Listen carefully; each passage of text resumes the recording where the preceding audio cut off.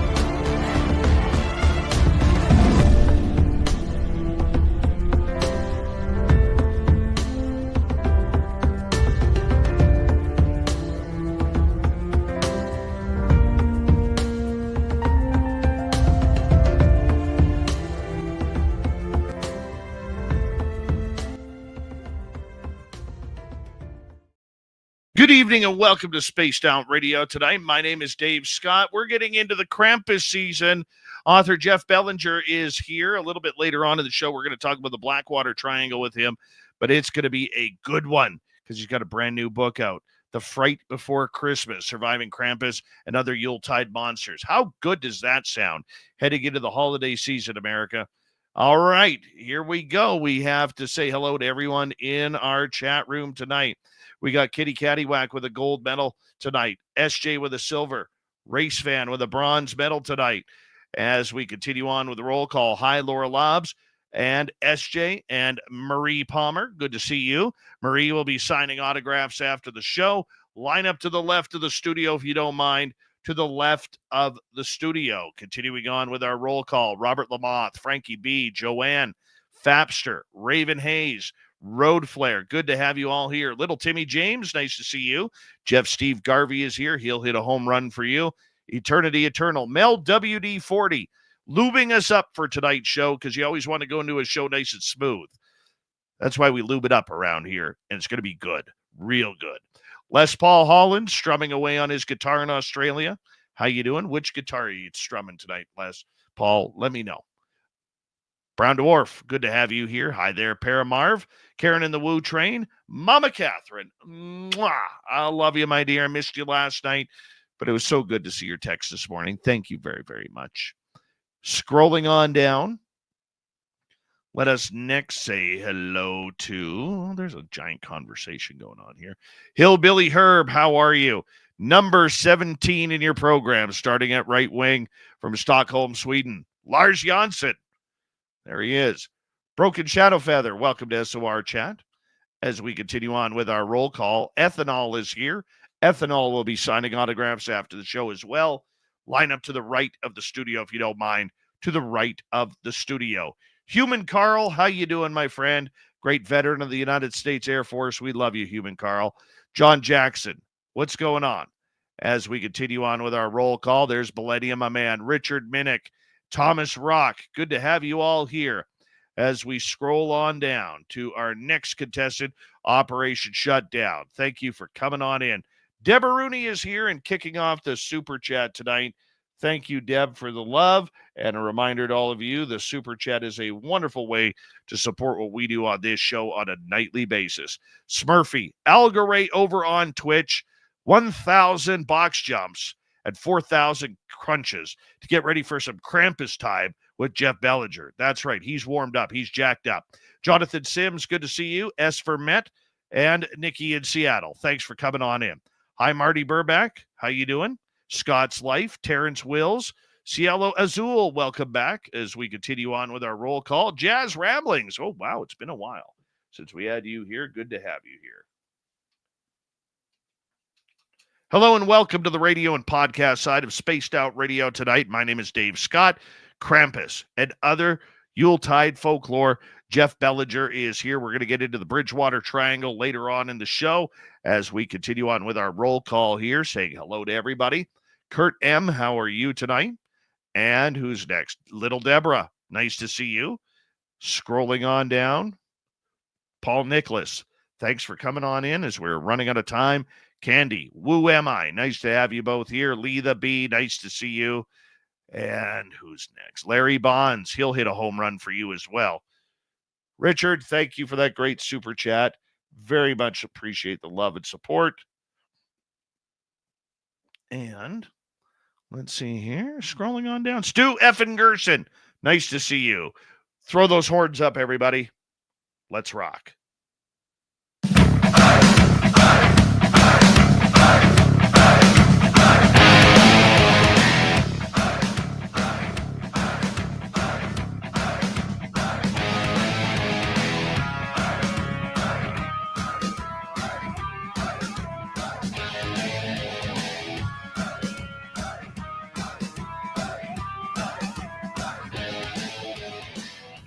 Of Central British Columbia to you listening around the world.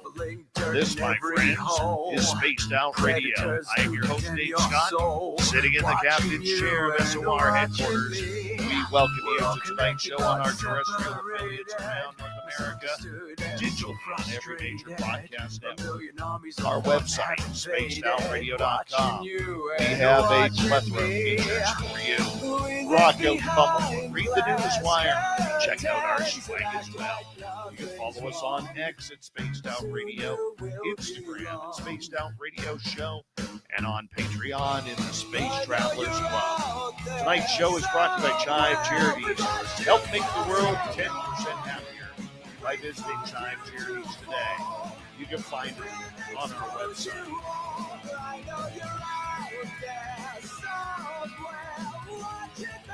We got a power show of paranormal tonight. Author Jeff Bellinger is here. We're going to talk everything from Krampus to the Bridgewater Triangle coming on up.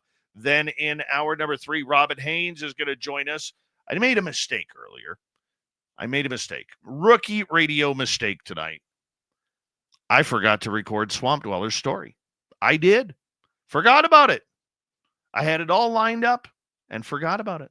So we're just going to skip Swamp Dweller. We'll bring him back tomorrow night in hour 3. I apologize to Swampy because it's a bad host. Bad host. But nonetheless, we're going to have some fun with Jeff Bellinger tonight. His latest book, The Fright Before Christmas, Surviving Krampus and Other Yuletide Monsters. It looks at the ghosts and monsters that lurk in the holiday season. His book can be found on his website, jeffbellinger.com. Highly suggest you get it. Why? Because Jeff is literally one of the best in North America when it comes to legends, folklore, and storytelling. He is an award-winning author. He's got over a dozen books published in 6 languages regarding these amazing subjects. He is an Emmy-nominated host, writer, and producer of the PBS and Amazon Prime show New England Legends. He's a good friend of Dave Schrader, who's a good friend of ours. And we love Sweet Davey S around here.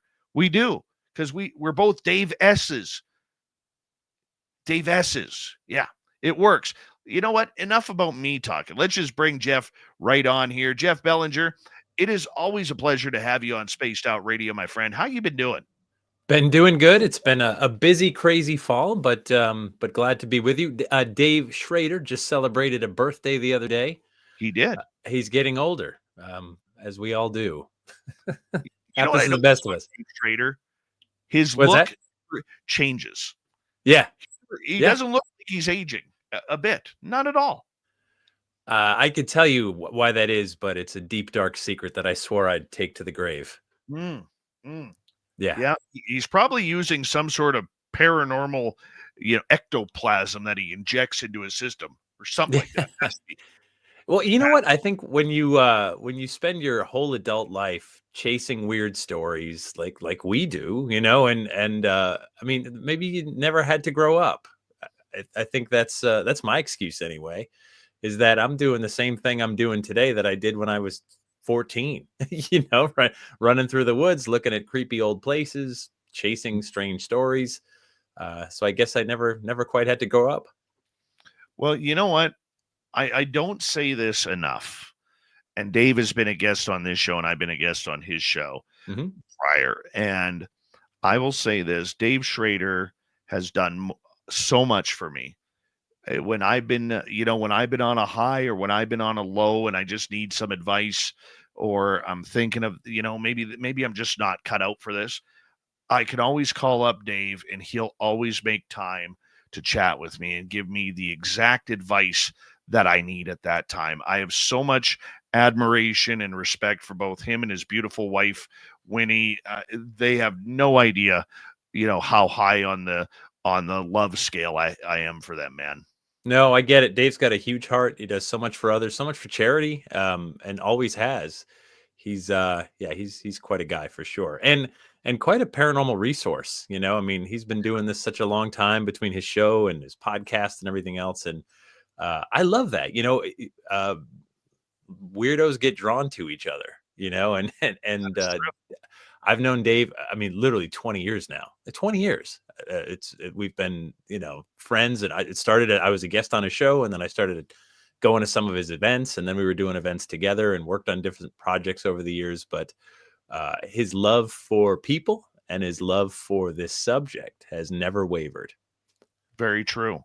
Very, very true. Let's get to you here for a minute. Sure. Because we know if Dave listens to this, his head's going to go. Yeah. Yeah, expanding here, and I'm saying that with all love and respect to him, man. Sure. But let's learn a little bit about you for our audience members who may not have heard the last time you were on the show or may not be familiar with you. What got you all started in this tripping on legends? Yeah, so I growing up where I did in New England, I was just surrounded by so much history and so many haunts. Really, I grew up in Sandy Hook, Connecticut, and the town next to Sandy Hook is Monroe, and Monroe, Connecticut is where Ed and Lorraine Warren lived. So, if you know them from the Conjuring movies and everything else, I knew them since I was 13 years old. And they're way more famous today than they ever were back when I was a kid. But they used to be the local ghost hunters, and they would do these library programs in the fall, and I'd go attend them, and I'd listen to their stories, and I was intrigued. And I had friends who said their houses were haunted. I even had business cards that I typed up on a typewriter. If anyone out there can remember that, Dave, it was it said, supernatural investigator. And I had typed my phone number on it, which was ridiculous because the only people I gave that to were my friends who already knew my number anyway. But I love the idea that maybe there's something to it. I was raised Roman Catholic, which somehow feels important to mention. And I guess I was always trying to validate the stuff I was hearing in church, but I found more spirituality out in graveyards and abandoned buildings and old battlefields, I think, than I ever did in church. And that's probably what kept me coming back again and again. So I started in all this as a writer and wanted to document for newspapers and magazines. And then that evolved into a website and evolved into writing books, and then working in television, working on ghost adventures, just on and on and on. And it was not a career I planned, but it's one I wouldn't trade for anything. If you were to look at your life going back and say to yourself, you are going to be one of the biggest names in the paranormal, did you think that would ever happen? Was the paranormal, even though you were interested in it, was the paranormal even a thought about potential career growing up? No, there was no paranormal growing up. Neither for you. We can't be that far off in age, right? There was Brad Steiger, Hans Holzer, Ed and Lorraine Warren, right?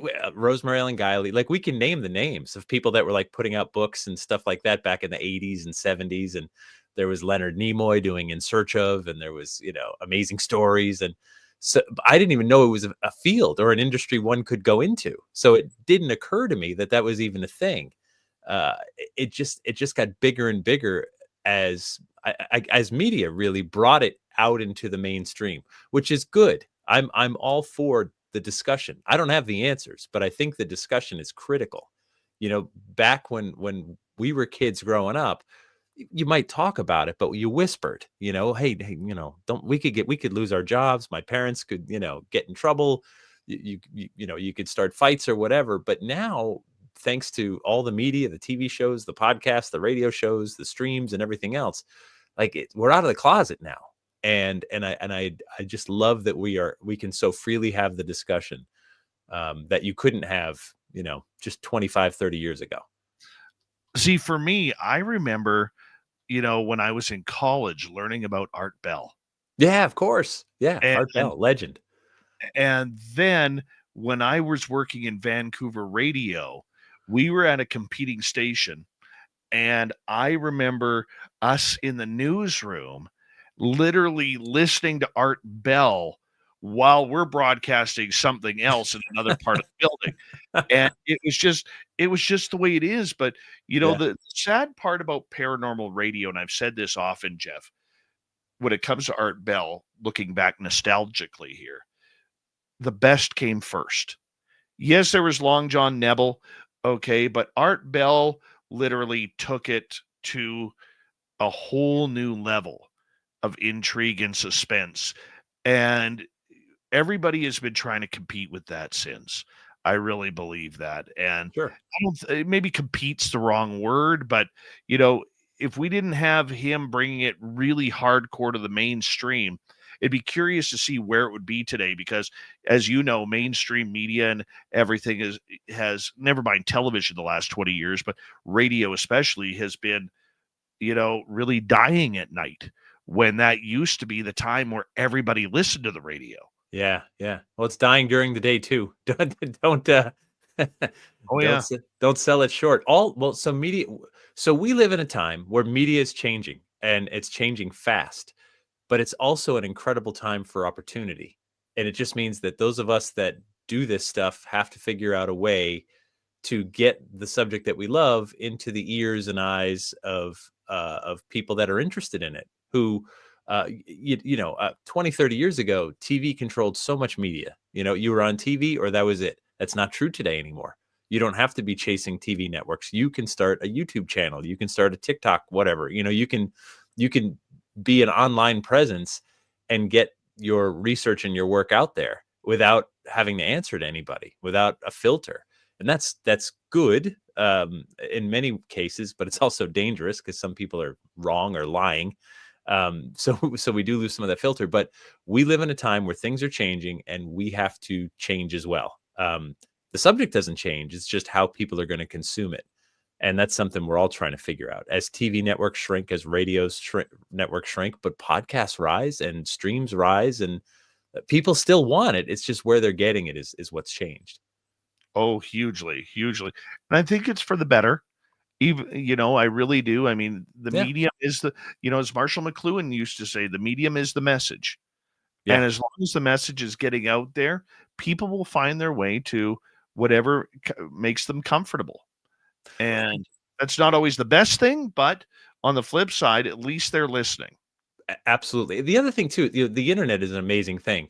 Someone has a strange experience they can't explain. They see a creature in the woods. They have a ghost encounter. They see a saucer in the sky.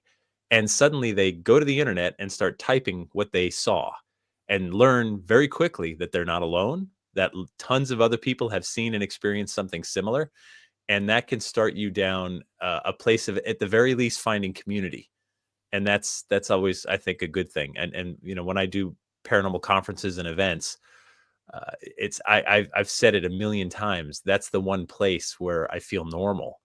And then you come back home and you're just like, oh, I'm the weirdo again. Like I feel so awkward when I'm at home and in the grocery store. But there you're just like, my people. And that's a good thing because we've all had something weird happen. And the more we talk about it, I think the more it sort of comes out that, hey, this is part of the human experience. And even if we can't explain it, even if some people consider it on the fringe, and it is the fringe, it doesn't happen every day. It is still pretty normal.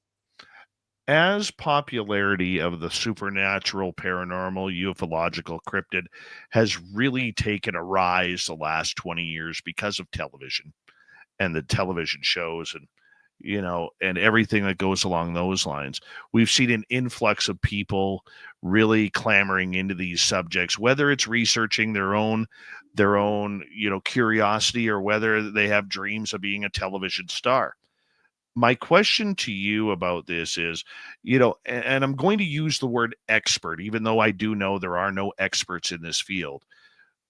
But have we watered it down, these fields down a little too much, with so many people having such differing opinions, whether it's flesh and blood, or whether it's supernatural, whether it's aliens, or whether it's time travelers, or whether ghosts or different dimensions? Have we broken it down too far from the mystique of it all? Oh, that's a good question. Um, when I got started, I very much was mostly interested in ghosts, not exclusively, but mostly. And then you figure when you start to go down the rabbit hole, why go halfway, right? I mean, keep going. And I quickly realized that one person's alien is another person's demon, is another person's cryptid, is another person's undigested lunch, and hypnagogic hallucination as they were going to bed. So labels can be dangerous, but also they can be helpful. So I mean, I don't know. We so desperately want to explain something, and if we put a label on it, it gives us a sense of control. I would submit to you, it's a false sense of control, and that I could speak to, like, the ghostly realm. So if someone believes their home is haunted, if they're hearing footsteps and bangs and things like that, if they label it, if they say, "Oh, that's my Aunt Mildred who died in here, 20 years ago. She's okay. She'll never hurt us." You don't know for sure it's Aunt Mildred, right? But you slap that label on it, and it gives you a sense of control. It's her. We're safe. It's okay. I know who that is. I know what that is. When we really don't, you know. Mhm. So we label it. We put a word onto it to make ourselves feel better. Which I get. We have to be able to sleep at night somehow. But at the same time, does that stop us from asking more follow-up questions that we should be asking? Do you want the mysteries solved? Do you want No, to? no. Would be out of work. Would be done, Dave. That's it. Your show's over. If it gets solved right now, you shut it off. What's the point? Let's just go be accountants or something else. Um, no, there has to be mystery in the world. There has to be. Uh, uh, and there always will be. How do you explain love? Right? I don't want to get too, like, you know, over the rainbow here, but how do you explain how two people fall in love? You can't, right? I mean, you could say, well, they have similar interests or whatever, but you're trying to turn it into ones and zeros. How do you explain physical pain? How do you explain humor? How do you explain, that you find something hysterical? I don't, or vice versa, right? There are so many parts of the human experience that can never be fully explained, nor should they be, because that's what we are. We're human beings, right? We're experiencing this thing, and uh, every little input is going to help it shape who we are, help shape our society. These mysteries have got to be part of that. We've harnessed in so much, right? Like, we've explained away the god of thunder and lightning and the volcano god and the sea god, but there's still so much out there that we don't know how it got to be, why it's here, um, or what purpose it might serve. And I think ghosts and aliens and cryptids are just kind of like the next level of that. They're the biggest questions humans have ever asked. What happens after we die? Are we alone in the universe? What are the creatures that walk the earth with us? Those are the biggies. And I don't think we're meant to know it all. But that doesn't mean we shouldn't try. I think we have to keep the mysteries going, but on the flip side, I don't discourage anybody from going out and having their own experience either, because that experience may change them. I know a lot of people who've changed for the better from having an experience, whether it's with a ghost or a Bigfoot or even a UFO encounter. It makes them open their eyes, and they're not worried as much about the drama that surrounds everyday life. They're more worried about, trying to figure out what was it that I saw. And I think that's great that people can look at this with such mystique and vision, and I hope more people get that opportunity, because these experiences, they don't happen often. And even to multiple experiencers, it's not an everyday occurrence. It's something that is fleeting. And that experience may only be 2 to 3 seconds, Mhm. you know? Yeah, I do know, and I completely agree with you. I've gotten the chance to interview literally thousands of people now at this point about their experiences with the profound, and that's it changes them when they've had an experience, when they've seen something that they perceive to be a ghost or a spirit. It changes who they are. They now have to reconcile that with the way they were raised, what they believe, who they are. And most of the time, it becomes a deeply spiritual thing. They feel enlightened in some way, and that's a powerful thing. That's great. It's fantastic. I can't recommend it enough that everybody go out there and see a ghost or see a UFO. Something that shakes it up for you and makes you realize you don't have all the answers. You don't know it all, and there's still a lot to learn. One final question before we start talking about your book. We got 3 minutes to go before we go to break. Out of all the mysteries that are out there, whether it's Yuletide mysteries, whether it's paranormal mysteries, whatever it may be, what is the one mystery that you would like to solve for you? Not for anybody else, but for you. Oh, for me, I would like a good long glimpse into the other side. I would like the spiritual one. I don't know if that means a near-death experience, though I would prefer not to almost die to get it. I would like to take a glimpse over the edge and see what's there and feel like I know for sure. I've had ghost experiences that I can't explain, but that I feel like that was them looking at me. I would like to look at them. I would like to be able to see and peer into that other realm. Part of my quest to do that, I became a hospice volunteer for a year and a half, and I would sit with people who were in the dying process, actively dying, and that might be as close as I've gotten, was to hear the kind of things that they would talk about, and how at the end, how enlightened some people get, where they're just at peace with what's happening, and they're seeing things. They're seeing family that's passed on before them in the room, even though I couldn't see them. And they're having an experience that I think gets them that close. And to me, that's as close as I've gotten, but I'd love to get just a little closer. I'd love to peek over the edge myself. Dude, that is the one that I do not want. I don't want that.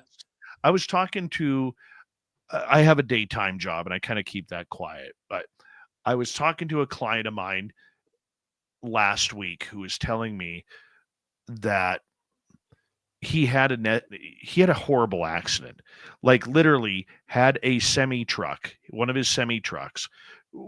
He lost it on black ice earlier this year, or last year, pardon me. Lost it on black ice. Wasn't, as most semi truck drivers don't wear a seatbelt.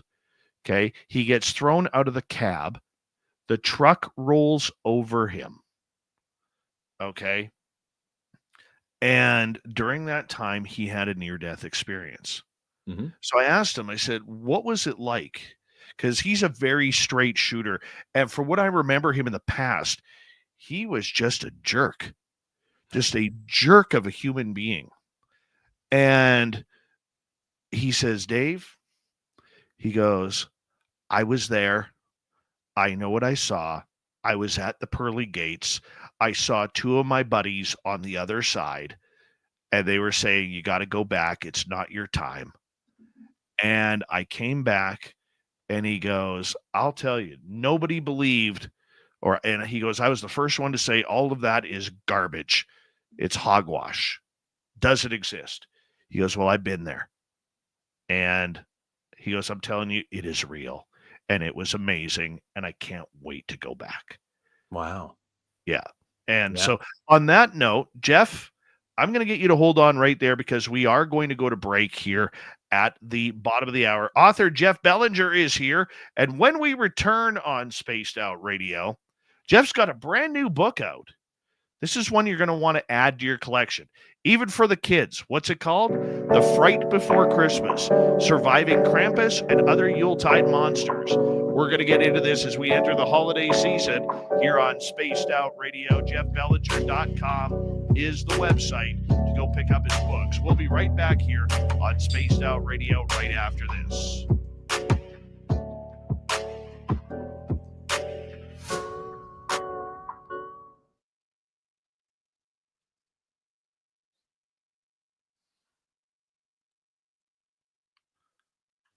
All right, Jeff, we're clear.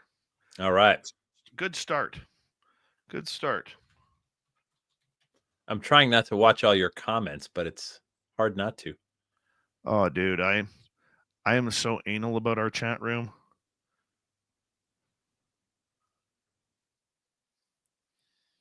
It moves pretty quick, actually. Yeah. It's a good one. Tis a good one. Yeah, you could do a whole week on just talking to nurses and hospice volunteers, and their stories are powerful. I mean, I remember talking to other volunteers, and I never saw this firsthand, but they would say people are absolutely like they they're in their beds, they're not getting up, they're never going to get up again. But in final moments, they'll literally sit up and reach across the room, and then poof, gone. And reaching for something that they can't see, or they'll have conversations. The volunteers will hear the person that's about to pass having one side of a conversation, um, and just you sit there and you say, hey, uh, how do you explain it? You know what I mean? Like, you could say, I understand that when you're near death, your brain releases just a flood of dopamine to to keep you calm. But at the same time, is that just a flood of dopamine? Or maybe someone's really there? I don't know. I remember the day before my mother passed away last year. Hmm. We were my sisters were sitting right in front of her. I was kind of over her left shoulder while she was in a wheelchair, and she was talking to somebody right in front of us. Yeah. And my sister says, "Mom, who are you talking to?" And she says, "I'm talking to Bryce, who is my nephew that passed away in 2018 Oh, and my wow. sister's only child." Oh, And wow. so my mom was literally having a conversation with him right in front of us. So, I mean, it's a real beautiful story. It's a very romantic story because I really do believe that my nephew was there to help walk mom across to the other side, you Yeah. know, Yeah. Yeah. and you I, hear I, so much of that. so much of that. I mean, again and again and again, and either everybody's making up the same lie, or they're really experiencing something, and I think that's amazing. Oh, yeah. Um, I think if I could have one experience, I want to fly the craft, man. take the wheel There's for a bit. there's actually two, Yeah. because I don't know if you know, I'm an abductee. Oh, I didn't know that. Yeah. And I've really tried to manifest stop take they I've been taken since February. Okay. But maybe I have. I don't know. I sleep so differently now than what I was back then because I started using a CPAP machine. Hmm. Um, but the last time I remember being taken was back in February. And since then, I've even before that, I was trying to manifest. Okay, I'm done being taken at night. Land the freaking ship in my backyard because my backyard's dark as anything. Land it in my backyard. I want to walk out from the show one night, and there it is, and just hopefully I have the strength to walk on. Hmm. That's what I want. Or I want to be like face to face, like with Bigfoot. Yeah. Like Yeah. There you go. I'm talking like within 10, 15 feet. The thing about Bigfoot that I think makes him different than the other paranormal subjects is that when I've talked to people that have seen Bigfoot, it's not the same profound life-changing event that it is Oh, for ghost experiencers first, and then UFO experiencers second. So a ghost experience, like you see grandma in the kitchen and she died like 2 months ago. That's like, holy shit. Like yeah. everything I thought I knew, like, oh, what do I do with this information now? You see a creature that you're just like, oh my gosh, well, there's an animal, right? And then it's gone, and you're okay. It's wild. It shakes you up for sure, but it Oh, yeah. doesn't seem to change people the way other encounters Yeah. do. You know what I mean? Oh, yeah. My last sighting was in 2022, Hmm. but this summer, we were actually stalked by Bigfoot Oh, wow. while we were filming in the forest. We were stalked. Like he we're running out of time. I can't tell you the story now, but I will get to it. Thank you, Deb, Richard, Scott, and Mel for the super chats. Here we go.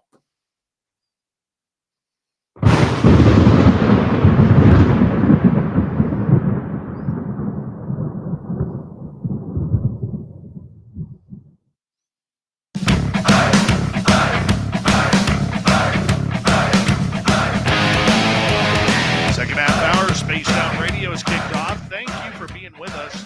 My name is Dave Scott, and we're going to get into Yuletide folklore when we return. But first, I want to remind all of you that if you miss portions of this show or others, you can check out our free archives by going to youtube.com/Spaced Out Radio.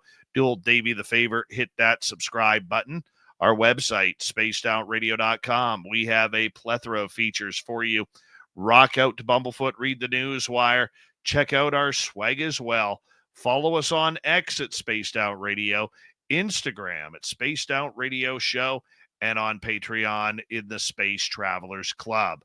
All right, here's Jeff Bellinger. He's got a brand new book out. We're going to check it on out right now, called The Fright Before Christmas, Surviving Krampus and Other Yuletide Monsters. Now, Jeff, when many of us look at Christmas time, we don't look for monsters outside of Bumbles that bounce and maybe the Grinch. And of course, in Europe, that's become popular in North America, Krampus. But is there a lot of weird, strange monsters that come around Christmas? Christmas has always been about darkness, scary things, and monsters. Always. The notion of Santa and sugar plums and sweet things is only the last like century and a half, really. The Christmas has always been about one thing, and that is the winter solstice. It is the shortest day. It's the longest night. It's a time when we're facing down the oncoming winter, which is the most dangerous season when you live in northern climates, as you know, right? I mean, we live in 3 seasons. We live in spring, summer, and fall, but we have to survive the winter. And if you turn your mind back just a few centuries before the days of electricity and radio and everything else, you had to prepare for this season. You had to prepare for it all year. You had to have enough fuel to burn to keep warm. You had to have enough food stored in case you got snowed in for days or weeks. You had to be careful. And so when facing down the barrel of that gun, what we did as a society is we partied, right? The party started, it was called Saturnalia outside of Rome, many centuries ago. Up north, it was called Yule. It was a time where you pass the drinking horn from one person to another. And you look out on the landscape and you see that winter kills everything. It kills the flowers and the grass and the trees and the ponds and the lakes. They're frozen solid. It kills everything in its path. And if you're stuck outside, it'll kill you too. But there's one tree, right? There was one tree that winter couldn't kill, and that was the evergreen. And so obviously it must be special. It must be magical. And so would put those branches over our doors and windows, would bring the tree inside as a symbol that this tree gets through winter, so can I. And those prickly needles on the outside of our homes would keep the bad spirits out and the good cheer inside. In that cold darkness, there are monsters lurking. It's stories we would tell our children, we would tell each other, that they're coming for us and they're coming to keep us on the right moral path. So this winter solstice party, whatever you choose to call it, whether midwinter or Yule or Saturnalia or Christmas, was a time to get together, to give gifts, to look out for each other, and to sort of check ourselves, check our moral compass, and make sure we're on the right path. Because if not, then there were monsters that were ready to deal with us. Krampus is the most famous because he's getting movie deals now. Just recently, he was in a movie with The Rock, which is how you know you've made it in Hollywood, right? When you're co-starring opposite The Rock, you've gone mainstream. But Krampus isn't alone. That's just the Austrian and German, version of this monster that shows up along with Saint Nicholas, by the way, not the enemy of, but a cohort of, and doles out the punishment, the consequence, which is what's been removed from the Christmas holiday. The consequence has been removed. It's just consumerism and spend, and give. But these monsters always offered us the consequence. But I'm here to say and warn everybody, they're coming back. They're coming back because they're getting movie deals. They're showing up in popular culture, and we're talking about them again. I never thought of winter being death. Maybe it's because I'm Canadian and it's Right. just part of the cycle, but Yeah. I never thought about that because, when winter ends here, which is literally almost a 5, 6 month cycle, like Yep. I know the snow that is outside SOR headquarters right now is going to be here in April. Okay. Yeah. I know that it's going to be a long winter, you know, getting into that. And I'm okay with that. And I look at today, it was minus 16 degrees Celsius this morning when I Oh, was in there. So, hold on, convert. yeah. Double it and add 30. That's cold. Yeah. Yeah. So, I mean, it was, right now outside the studio, it's 8.6 degrees Fahrenheit. Yeah. That's chilly. And I'm okay with that. It feels good. I'm acclimated. Yeah. All right. Yeah. Yeah. Yeah. Yeah. But and look at you surrounded by electricity and indoor heat and Oh, yeah. plumbing and everything else. If you didn't have that, this was a season that you would prepare for the entire year. Oh, It yeah. would be something you think about all the time. And if you get caught outside, not prepared, winter that kills everything will kill you too. It'll kill you too. And whether you're killed by winter or a monster called Krampus or Grilla, if you're in Iceland, or the Karakonkalis, if you're in Bulgaria, whether it's those creatures that kill you or the environment or the animals, doesn't matter. The end result is the same. You're dead. And so we teach our children about these monsters. We tell the story, and we know that there's something to it. There's something primal about it that speaks to something within us, which is why we share these important stories.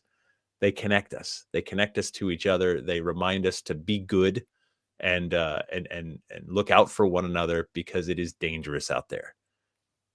Well, you know what? I look at it too, like coming from a wilderness standpoint, because literally the wilderness is about 140 feet behind me here. Mm-hmm.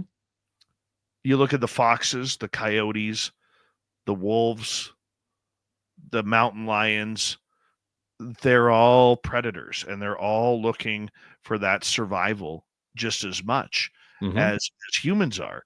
And I never thought of them as being actual monsters, but technically, if you look at winter being, the death part, that's what they do. I mean, I remember a couple of years ago seeing, driving on this road up into the forest, and down below is a lake that was frozen. And right in the middle of the lake, there was this big puddle of blood. Okay. And you knew that with the size of that puddle of blood, looking at it from 300 yards away, that there was a pack of wolves that surrounded a moose on the middle of the ice. The moose obviously slipping because of its size, Yeah. and ends up being a meal.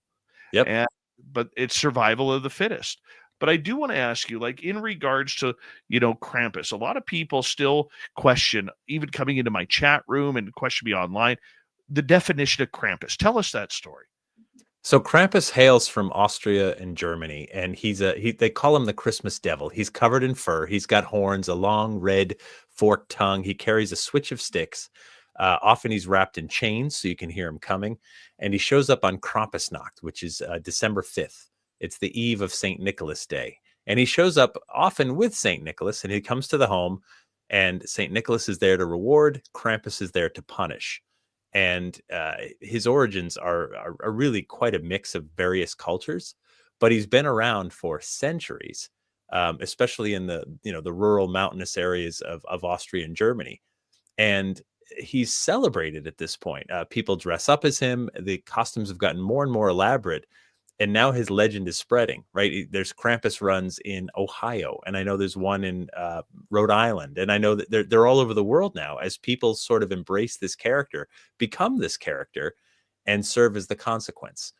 So in some versions of the story, Krampus will just beat the naughty children. In other versions, he'll abduct them, take them back to his lair, and kill them. And imagine, when I was growing up as a kid, my mom told me if I wasn't good, Santa would bring less presents. And if I was really bad, I'd get coal and sticks in my stocking, which is hardly a consequence for being a brat all year long. You know what I mean? Like that's not, but if I was told, this fur-covered monster with horns is going to rip you from your cozy little bed and drag you outside, boy, oh boy, that's a consequence. Where did the legend of coal in your stocking come from? It's funny because there's in certain times in certain parts of the world, coal would be good. You burn it for fuel. You stay warm. It was probably a time when people were switching over to being able to afford presents of any kind, and coal was a thing that was like, here's a treat. It'll keep you warm. It's kind of a throwback to a different time. Now nobody wants it because we don't burn it for heat anymore. Um, but yeah, that's that is a thing. And if you put enough pressure on it, you'll get a diamond. So coal doesn't make much sense anymore. What about, getting to Krampus being like the devil's version of what is, bad, the polar opposite of what is good? How does Krampus get called? How does he show up? Yeah, so it's not fair interesting. I know they call him the Christmas devil. It's not fair though. Someone has to be the punisher. Someone has to be the bad cop. Someone has to be the warden. Someone has to be the corrections officer. Whatever it is, someone has to be the person who doles out punishment. It doesn't make them evil. It just makes them one half of the coin. So he really is a cohort of Saint Nicholas. That's the story, and it's been the story for many centuries that way. Saint Nicholas was a real person. He hailed from Myra, which is modern day Turkey, and there's so many miracles attributed to him, crazy ones. But Nicholas was such a popular figure because he was born wealthy. He was orphaned, he went into the priesthood, and he spent his whole life giving away his fortune. That's what gave him joy, was to give money to the poor, was to give dowries to the doweryless, to help others. And when he died, he was so beloved that it was the people that called him Saint Nicholas. The church didn't catch up for a number of years. There were more churches named after Nicholas than all the apostles. And so Nicholas became this giver of gifts, and obviously there had to be someone for the consequence. So around Austrian Germany, it was Krampus. They worked together, they arrived together, and Krampus does the dirty work while Saint Nicholas keeps his hands clean. So what would a child have to do to get a visit from Krampus? It depends on the family, right? I spoke to some Austrian kids who told me that every year, even now, Krampus and Saint Nicholas show up together. They walk into the room. There will be a Saint Nicholas figure looking like a bishop, and there will be a Krampus figure covered in fur and horns and everything else. And it's up to the parents to sort of point and say, little Dave Scott here has been bad all year. Time to hit him with a switch of sticks, and then Krampus moves in on you. Can you imagine? But put yourself back in your 5-year-old brain, when you're just standing there and these two completely magical figures walk in, Saint Nicholas and Krampus, and you don't know which one is there for you. Holy moly. I can't even imagine. Oh man. That would be absolutely terrifying. Do you cry out of happiness or cry out of fear? In France, I got the chance to interview a school teacher. She teaches first grade in France. And in France, they have Père Fouettard, which is Father Whipper. Call him Krampus Light, if you will. But he's completely covered in a black cloak, bushy black beard and mustache. You can't even see any facial features. And he also carries a switch of sticks. And he's there to also punish the naughty children. And he also shows up with St. Nicholas. She sent me a photo from their classroom where you see these kids, these 5-year-old kids looking at these two figures. And it's such a funny photo to me because I can only imagine seeing that. And she told me, she said, this is what happened when I went to school. This is what we still do today. Same idea. But this is something that we've washed away here in the Western world. We've taken away the consequence. We don't have the bad guy with our Santa, right? We just have Santa. And I think that's too bad because we've lost the step because of it. These monsters are here to serve us. They're based on legend, on lore, but also I think a large degree of reality that various things people have experienced have morphed into these figures, and they need a name. They need a name, and the name the Austrians came up with was Krampus. And you see, in the time of tulpas, I'm really surprised that we do not get more Krampus sightings. I'm really surprised considering how much energy people put into it.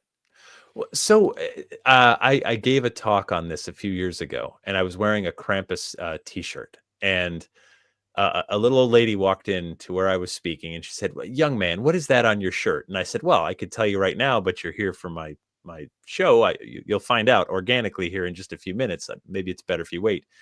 And so she said, "Okay." And then I went through my whole thing and Krampus. And at the end, she said, "The reason I ask is because I went to the holiday parade today in town, and it was full of everything you'd expect: Santa and kids and candy and, trucks and lights and everything else." And she said, "But there was this devilish figure walking in the parade with everybody else, and I'd never seen anything like it." And I went, "Oh my, this was a small little conservative town in Connecticut."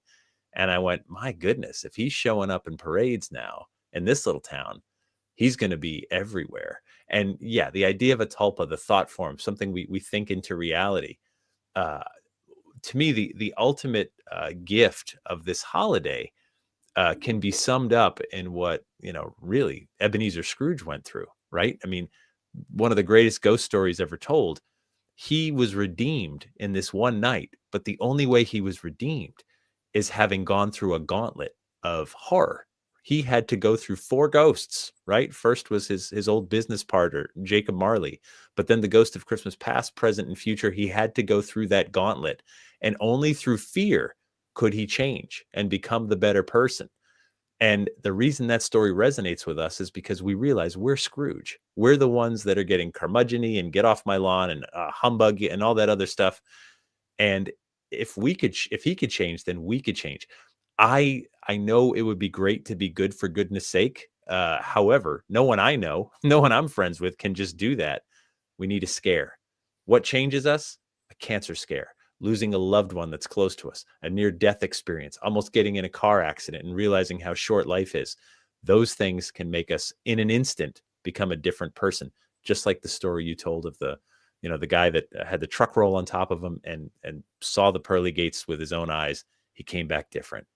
That's the thing that we need. We need the scare, and then we can change.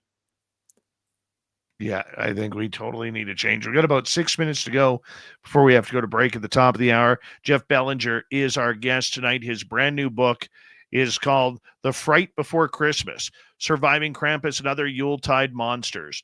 One of the monsters that could be a monster, but people look at Christmas time as being holly and jolly, are elves. Yeah. Yeah. So in Sweden, they have the tomten, which is a helper elf that comes around all year long. He's there to help you. He'll help you with house chores. He'll help you with your farm chores. And he's also been known to sort of keep you in line. So if you're slacking on your own chores, he might slap you around a little bit and get you back in line. And what he asks for a year of service is that you leave out this bowl of sticky sweet rice pudding on Christmas Eve called Riesengrot. And you do that, and he'll serve you for another year. The worst thing the tomten can do is leave you, and then you'll have no help. And the tomten, like many magical creatures, right, can become a scapegoat, but can also become kind of like the guardian angel. It can be what you need it to be. And to me, that's a lot closer to the mark. If there's any parents out there, or grandparents who've ever had to suffer through the elf on the shelf, right? I mean, like the elf on the shelf is very much a callback to me to the tomten. The tomten is watching your behavior, helping. The elf on the shelf is watching your behavior, reporting back to Santa. What's old is new, and what's new is old, right? It's the same story that gets pulled back to the present and under a new name and label, but it's the same idea. And that's what I love about this stuff, right? Everything's got a backstory. If you trace it back far enough, you learn a lot about yourself, your culture, where you come from, where everything comes from. And I'm convinced if we could just go back far enough, we can really gain some insight into who we are and why we're here. Is there a difference between elves, gnomes, and what First Nations people call little people? Yeah, or puckwudgies, right? So I think quite often we're talking about labels, and this will be good. This can help us segue to the Bridgewater Triangle. So I live in eastern Massachusetts, and the Wampanoag have the Pukwudgie. The Pukwudgie is by all descriptions, a fey folk, an elf, a fairy. You pick your label, pick whatever you want to call it. It's a miniature magical human that could turn itself into a ball of light, could help guide you down a path and get you home safely, or lead you off a cliff and kill you, depending on its mood. I mean, you don't know what you're dealing with when you have the Pukwudgie, which is so similar to the Little People legend of Inuit and of other First Nations and Native American people. So similar to Fey folk over in the Celtic region and in England and so forth. And the same creature shows up in so many cultures all over the planet that we're told had no contact with each other. So either they're all making up the same story, thousands and thousands of miles apart from each other, or there's really something to it. And that's my gut I can't prove it to you, but my gut tells me there's something to it, that everybody, all these cultures had a word for this same thing. That alone deserves further study. Do you think that these elves, the ones who are not the ones working in Santa's shop, okay, because I'm 51 years old and I still believe in Santa Claus. You Jeff, should. I'm just going to be honest with you on that one. Yeah. My children still get presents from Santa Claus, or my two eldest are 25 and 21. Santa Claus still comes for them. And there is a mystique about that. So, like, when I think of elves, I think of, building the little toys or whatever it may be. But I also know that for the longest time, I had a complete fear of gnomes. And David Weatherly actually called me up one day and said, Dave, you got to stop talking bad about the gnomes because they are going to start sabotaging you. Sure. And then I also know some First Nations people who've had dealings with little people and have had to make offerings of little hats and little outfits and garments and jewelry and food and cupcakes and all sorts of stuff, so that way they could get their car keys back or their favorite earrings or something. Like, there's a lot of people just in North America that believe in a lot of these I'm going to call them stories, but that they aren't tall tales at all. So here's another Christmas story for you that absolutely relates to what you're talking about. In the Nordic part of the world, when the evergreen is sacred, it survives winter. It's stronger than winter. When you're out hunting and you lucky enough to make a kill, a deer, an elk, or what have you, they would take the entrails and they would wrap them around the evergreen tree as an offering to this sacred and powerful tree. That it was an offering. That offering acknowledged the power of the tree, but the side effect was other animals could pick those entrails clean, and they too could survive the winter. It's just good karma. You want to help if you can help. You weren't going to eat those entrails anyway, and so they became really garland. So next time you're stringing popcorn around your Christmas tree, if you want to be more traditional, use animal entrails. The smell will be terrible, but it'll be a more traditional Christmas, if you want to go back to the old country. So when you leave out a food offering for a magical creature, you're putting, call it karma if you want, right? You're putting good karma into the world. I am making an offering for something else. Even if I can't see it, I have the faith that this is doing good for someone else, whether it's making a little hat, little clothes, shelter, food, what have you.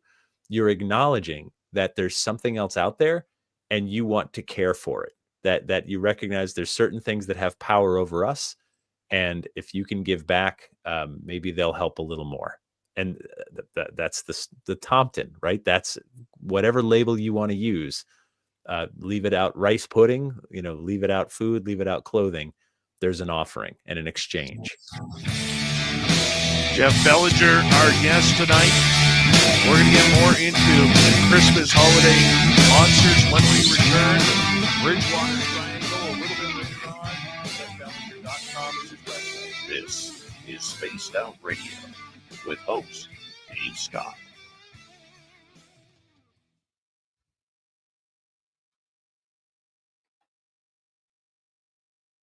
All right, Jeff, we got about 6 minutes. I'm going to put you back in the green room. I'm going to take a quick break, and I'll be right back, okay? All right. All right, see you in a minute. Be right back, everybody.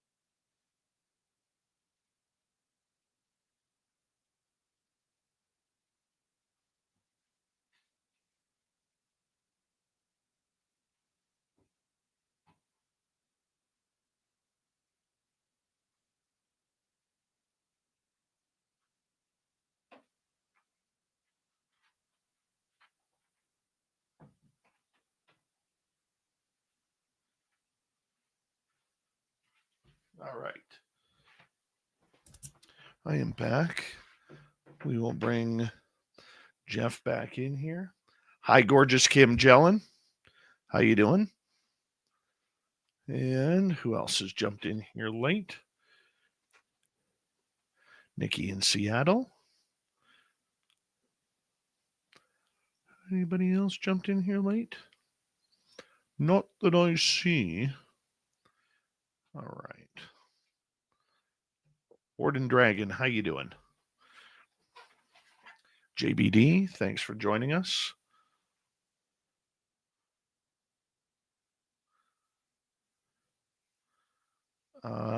That would be Alan T. Greenfield.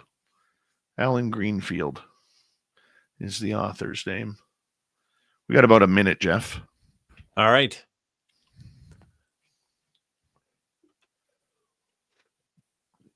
Thank you for doing this again. This is an awesome topic. Yeah. No, it's such a fun thing. Like everything is a backstory. Everything.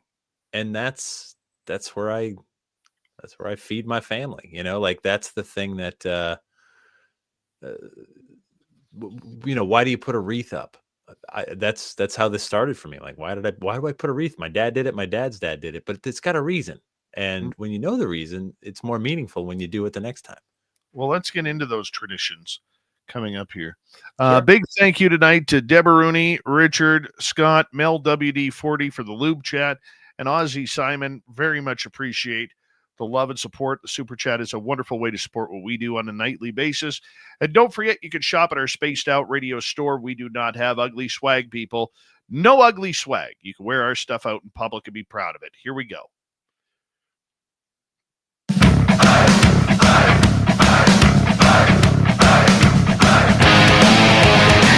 Here we go with the second hour of Spaced Out Radio tonight. My name is Dave Scott.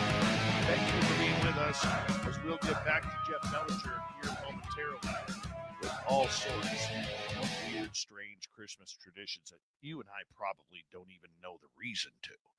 But first, we want to say hello to everyone listening in on our terrestrial affiliates around North America, digitally on every major podcast network, our website, spacedoutradio.com. We have a plethora of features for you. Rock out to Bumblefoot, read the news wire, check out our swag as well. Follow us on X at Spaced Out Radio, Instagram at Spaced Out Radio Show, and on Patreon in the Space Travelers Club. The Desert Clam has set the password for tonight in the SOR Space Travelers Club. Bacavorius. Bacavorius is your password. Bacavorius it is. Use it wisely, Space Travelers, as the Clam sets the password each and every night right here on Spaced Out Radio. JeffBellinger.com is the website where you can get Jeff's brand new book. It is called The Fright Before Christmas, Surviving Krampus and Other Yuletide Monsters. And in your book, you also get into traditions, like you were saying during the break, about holiday wreaths. Yeah, so it started for me because I was hanging my wreath one early December, and it was very cold out, and I was my fingers were getting numb, and the little crafting wire I used to attach it to my door knocker broke, and the wreath fell. The wreath was fake anyway; it was plastic, and I just after screaming humbug, I didn't say humbug. It was a much dirtier word that we're not allowed to say on the radio. I was like, why do I do this? Why the wreath? Why do I put it on the front door? And my dad did it. My dad's dad did it. It looks nice. They're pretty. I get it. But I realized once I started to take a deep dive into the backstory of this holiday, what it's about. And we mentioned earlier how the evergreen is this powerful tree that, they would put the branches over the doors and windows. They would also, move these branches into wreaths. And the wreath is something that's been around for, many different cultures, many different religions. And the evergreen needles are meant to keep the bad spirits out. Because think about sounds that you hear during the winter, you don't hear the rest of the year. It might just be the wind whipping through naked trees, or is that the screaming cries of vanquished spirits as the Norse god Odin rides through the sky on his wild hunt, chasing them down. That wreath was meant to keep the bad spirits outside and the good cheer inside. When you understand the connection to that very primal and very deep-rooted tradition, now when I put a wreath up, I make my own. I'm fortunate that I live near a forest, so I can get my own branches and I make my own wreath. They come out terrible, Dave, terrible, but they work. It means something. I'm putting it up because I want the needles to keep the bad cheer outside and the good cheer inside. And my sap covered hands, is a testament to that. I put some effort into this instead of just going through the motions, not even knowing why. Now I know why, and it gives it a lot more meaning for me. You've mentioned the Christmas tree. You've mentioned the wreath. There's little things, whether it's mistletoe, whether it's candles on the trees, whether It's Christmas lights that we put outside. Why do we do all of this? Is it just about the traditions that we have, or is there more to it? It is the longest, darkest night, so we have to light it up. We have to put the candles in the windows and on the trees because we want to be a beacon. If your roof collapses under all that snow and you need a place to go, I want to be lit up, and I want you to be able to find your way to my home because I'll take you in. And that's why you do it as well. Mistletoe's got a wonderful backstory to it. Is the Norse goddess Frigg had a son, Baldar, the god of the summer, and she had this horrible vision of his death. And so she told all the creatures of the water and of the earth and of the sky that no harm can come to her son or else. But the evil god Loki found a loophole, and the loophole was mistletoe. And the thing about mistletoe is it doesn't grow on the earth, it doesn't grow in the water, and it doesn't grow in the sky. It's a parasite that attaches itself to a tree, and it's poisonous. So Loki put the poison from the mistletoe on the tip of an arrow and gave the arrow to the blind god of winter and said, "Let the thing fly that way. Trust me, it'll be fine." And so the blind god of winter shoots the arrow and it kills Baldar. And all the creatures of the water and of the earth and of the sky get together and they try to revive him, but they can't. And only the goddess Frigg, his mother, who weeps openly on top of him, only her love and her tears bring him back to life. And that's when her tears turn into the pearly white balls that adorn the mistletoe. And she decrees that no harm can ever come to anyone who stands under mistletoe, just a kiss, a token sign of affection. And that's the tradition we've held on to ever since. We don't even know why, but that's the story of the mistletoe. Wow. I never knew that. It's a wonderful story of a mother's love and protection, and that certain things should be off limits. And so, yeah, we don't know, but we just put the thing up, and you say, "Oh, mistletoe, you got to get a kiss." So yeah, everything has a backstory. Everything. Where does mainstream religious story come into this? About I understand we don't truly know the exact date of birth of Jesus Christ, and the story of the three wise men, and the manger and the star coming down, the Star of David coming down, and everything. But how does that come into play with all of the mythos? So the story of Jesus's birth turns out has almost nothing to do with Christmas. It's sort of been hijacked only in very recent times. There's been a war against Christmas by Christianity for all of its history. Only until really the last 50, 60, 70 years has Christianity turned from a war against Christmas to sort of embracing it, taking it over and saying it's ours. The birth of Jesus gets very little ink in the Bible, and that's not an accident. It's in the book of Luke, you get one clue as to when Jesus was born. It says shepherds lay out sleeping with their flock by night, watching over their flock by night. The angel of the Lord appeared to them and they were terrified. In the area of Bethlehem, shepherds stay out with their flock all night during 3 seasons of the year, the spring, summer, and fall. So if you believe the Bible, the only season you can rule out for the birth of Jesus is winter. But that's okay. No big deal. I don't always celebrate my birthday on the exact day. Also, Jesus was born a commoner, and commoners didn't track their birthdays. And that's an important part of his backstory. Only kings track birthdays and royalty. So Jesus was a commoner. It doesn't get a lot of ink in the Bible. And that doesn't define Christianity. The birth of Jesus is not what defines Christianity. Easter is the big holiday for Christians. Everybody's born. It's not that big of a deal. Nobody dies and comes back. The death and resurrection gets tons of pages in the Bible. That's what defines a Christian. The reason December 25th happened is because the Roman Emperor Constantine converted to Christianity, and he was trying to unify Rome under one religion. Didn't ban the others. He knew he couldn't ban Saturnalia. That party's too big, too fun.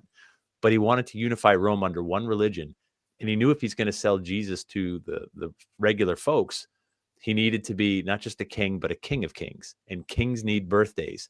And he knew the one day that would be perfect, and that was December 25th.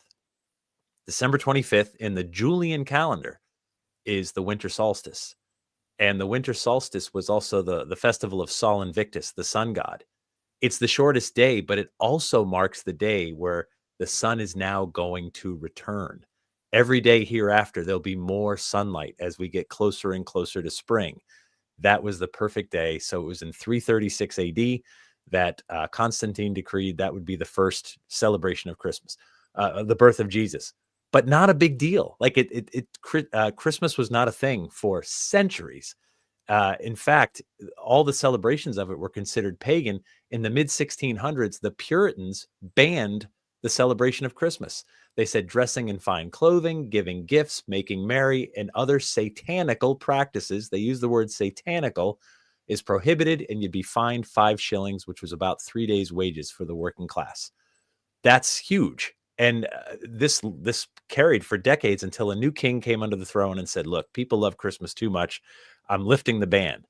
The ban was lifted, but it wasn't like Christmas was celebrated. In fact, Cotton Mather of Salem witchcraft fame once wrote in one of his sermons, we do more to dishonor Jesus and Christianity in the 12 days of Christmas than all the rest of the year combined. We're going to go to work. We're going to go to school on December 25th. Stop it. This is pagan. This is not how we are. And that held right up until the latter half of the 1800s, when Christmas started getting really, really popular. And then Santa came into the picture, and it became about this much bigger holiday. It got huge off the back of Charles Dickens and A Christmas Carol. And then when it got so big, Christians threw their hands up and said, it's ours. It was always ours. So the war against Christianity went on from about 336 AD until, roughly 1930, 1940. So it was a 1,000-year war against Christmas by Christians until they basically took it back over and said it was theirs. The reality is, it belongs to everybody. If you're affected by the winter and winter solstice, whether you're atheist, Christian, Jewish, Hindu, Muslim, whatever you are, then the holiday was for you and should still be for you. Let me get off the soapbox. That's it. I feel strongly about that. Oh, I think that was a wonderful answer. Do you then subscribe to the idea of leading up to the holidays that this is the only time of year where these certain creatures come out to play, come out to haunt us? So I got the chance to go to Iceland this past summer, which was amazing. In Iceland, when it was first settled in the late 800s, there were no people there. It was an empty land. Although, if you believe the stories, there were trolls and there were elves and there were magical creatures. And as the Nordic people started to settle and build farms and villages and then cities, all those magical creatures got pushed up into the mountains and they were sort of displaced. I was there in June on the summer solstice when the sun really didn't set. Very difficult to sleep when the sun doesn't set. If you went there on the winter solstice, the sun doesn't rise. And that's a time when those creatures come down to collect their rent, collect their due. So when it gets to be winter and there's just a sliver of sunlight for just a couple of hours in the middle of the day, that's the time where we tell our children that, look, this is when we stay inside, where it's safe, because out there is dangerous. Out there is where the trolls and the elves are going to come down, and the Yule lads and the Yule cat and all these other various creatures, and they're coming to collect what's theirs, to take. If you're caught outside in the cold mountains in the dark, whether you die from exposure or whether Grilla gets you or the Yule lads or whatever, what's the difference? The end result is the same. You die when you're out there in the winter. It's dangerous. And so ultimately, these creatures, these magical creatures, get the run of the place when it gets to be winter and it's dark and it's cold and they can move very easily in the shadows. What about ones that come at night? And what I'm saying is ones like you're tucked into bed and you're, like we go to bed because allegedly Santa Claus won't come unless the children are asleep. It's true. I've tested that. Go ahead, attack that one. No, I've tested it. It's true. Santa won't come unless the children are asleep. I've got decades of history to verify that one. And I too believe in Santa. I absolutely do. I will until the day I die, and there's nothing that's going to stop that. But the night, there's something about the night, right? The night holds mysteries. We're supposed to be asleep, and so to be not asleep is unnatural. And that's when, the witching hour, that's when these magical creatures get the run of the place. In Bulgaria, they have the Karakonkalis, which is really like the Christmas Bigfoot, which is an amazing story. But he's a shapeshifter, and he can look or sound like anyone, but he's only allowed out at night. He's only allowed out when it's dark. He's been known to perch over doorways and leap onto the backs of people who might be sneaking out at night to do bad things. And he'll claw at your back and ride you until dawn, when he has to go back underground and wait for the sun to set again. So there's something about the night that just lends itself to these legends and lore, and to these stories. The night's frightening. And not only that, I mean, from a scientific perspective, if you could look at the Earth from, many, many miles out in space, and you could see the magnetic waves that our planet emits, which keeps us alive, right? Those magnetic waves protect us. On the sunny side of the planet, those waves are compressed as the sun's energy is pushing on it. But on the dark side, on the night side of the planet, those waves are not compressed. There's a different electromagnetic energy field to the night side of the planet each and every single day and night. And so whether that's something metaphysical to that, I don't know, but it is a fact that there's something different about the night, and there's something different about how we feel about the night. So it's a combination of cultural, logistical and metaphysical, forces that combine to make the night a little more mysterious. One of the things that I remember as a child, and I guess this is the reason why at 51 I still believe in Santa Claus. I think I was about between 3 to 5 years old. Mm-hmm. I remember I was all excited that the next day was Christmas, and Santa Claus was coming that night. So for me, I think it was like 8 or 9 o'clock, and it was like still like pitch dark out. But to me, that was really, really late. And I could hear my parents downstairs having a party with, a bunch of the neighbors and, doing whatever they were doing, laughing and all that kind of stuff. And I remember looking out my bedroom window, and way up in the sky, I saw a red light, and I thought it was Rudolph's nose. Yeah. And I remember panicking because my parents had told me to go to bed because Santa Claus was coming. And now I'm seeing Santa Claus coming, because I'm thinking that this red light in the sky, which was probably an airplane, I'm pretty sure it was an airplane at this point, but it was flying in the sky. Yeah. And I panicked, and I quickly ran into bed and was like praying to allow me to go to sleep, so that way Santa Claus wouldn't miss my house because I wasn't doing what my parents said for me to do. Yeah. Yeah. No, of course. I mean, but that's cause and effect. And when you're young, magic is so very real and easily understood and very tangible. I had a very similar experience as a kid. I remember looking out the window, trying desperately to go to sleep, which was nearly impossible on Christmas Eve for me. I was too excited. And I saw the red light too, and again, just like you, as an adult, I'd say that was probably an airplane. But I had the same exact experience. And I even called out to my mom and I said, do you think that's Rudolph? And she's like, it could be. And maybe you should just shut your eyes and get in bed. And I, like you, I took no chances, right? I just closed them as tightly as I could and begged to sleep. But I think, looking back on it, and maybe it's the childlike memory of it all, but to this day, I still think, what if?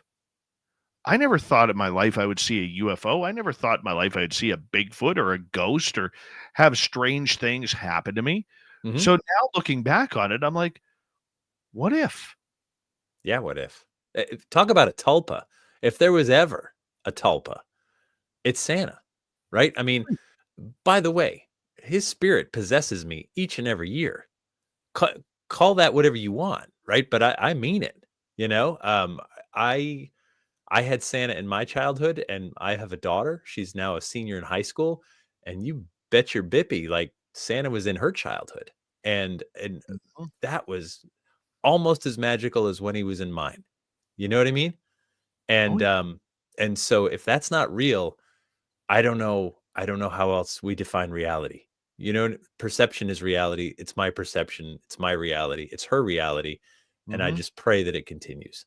But that brings up a good point. Whether it's Krampus, whether it's Santa Claus, or any other type of Christmas Yuletide creature, why, if we have created tulpas before, Hat Man, Bloody Mary, whatever it may be, why don't we see Santa Claus flying through the sky with the reindeer? You and I did. But there's a reality. Yeah. I mean, you and I, both of us had the same experience as a kid. Yeah. Again, probably an airplane, right? Red, right, returning. Yes. I get it. But at the same time, that was how we interpreted what we saw at the time. We didn't go up there and check it out, right? We had no way to do that. So what is reality? And this is when it gets this is where we get really deep, the best definition I've heard of reality is that perception is reality. If you perceive something, it's your reality, even if I'm not perceiving the same thing you're seeing.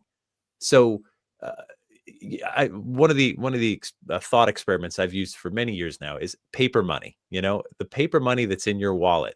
Why is it worth? If it's got a 20 on it, why is it worth 20? Right? Why is it worth 20 Canadian or 20 US? It's worth that because we believe in it. It's literally operating on faith. And if as soon as we stop believing in it, it will stop working. However, as long as it works, a 20 will get you beer and pizza, but if the person receiving it doesn't believe in it, that doesn't believe that the government's going to back up what it says it's worth, it fails. And it's happened before, when the United States revolted against England, that we had continental currency, it became worthless overnight. When the Confederacy had their own money during the U.S. Civil War and the Civil War was over, their currency became useless. Didn't matter if you had $1,000. I'm not going to sell you a loaf of bread for it. It's worthless. It's just paper. We stopped believing in it. That belief is so powerful, so powerful. It creates reality. Call it a tulpa, if you will. Call it whatever you want. We interpret, right? There is a spirit of place. There's a spirit of time, and there's a spirit of each holiday season. And I just pray that we tap into that, because there's some good that comes of it. There's some good that comes when we all sort of share in this collective. And I can't explain it away. I think there's more magic than we give it credit for. We got about 90 seconds before we have to go to break, Jeff. And I know we're going to get into the Bridgewater Triangle when we come back. Sure. What's a quick story from your book that you want people to know? Goodness gracious. We did the entrails. We did this whole. Someone had mentioned in the chat Hans Trapp from France. Hans Trapp was a Scrooge character who got in a fight with the church. Everybody hated him, and he was eventually excommunicated and sent off to live in the mountains. And he became literally the boogeyman. He would dress himself up as a scarecrow, and he would wait for children to pass by so he could abduct them, because what he wanted more than anything was to eat them. He wanted to cut them up into pieces, cook them, and eat them. He's the boogeyman. He's the night. He's the monster to fear. And that's another story they tell. We need these monsters to keep our kids safe, because we know monsters are not a metaphor. They're real. And if they look like Krampus, that's easy to avoid. The scariest monsters, of course, look just like us. And that's the danger. And that's why we tell these stories, because there is such a reality to them. Monsters are everywhere. Just turn on the news. And here I would have just named him my former mother-in-law. Right? Oh, hideous, hideous woman. That's okay, though. Thank God my daughter doesn't listen to this show while I'm insulting her grandmother. That's okay.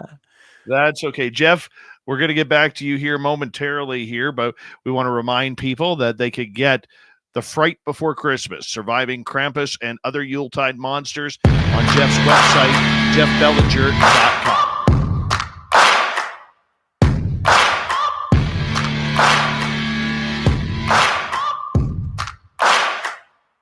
You're listening to Spaced Out Radio with your host, Dave Scott.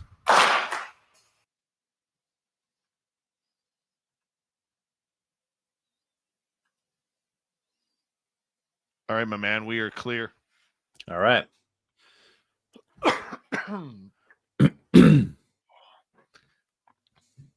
I got this in Iceland. It's the grilla. Oh, nice. They sell this in like, isn't that awesome? God, Iceland's awesome. Someone gave me a Krampus nutcracker. That is cool.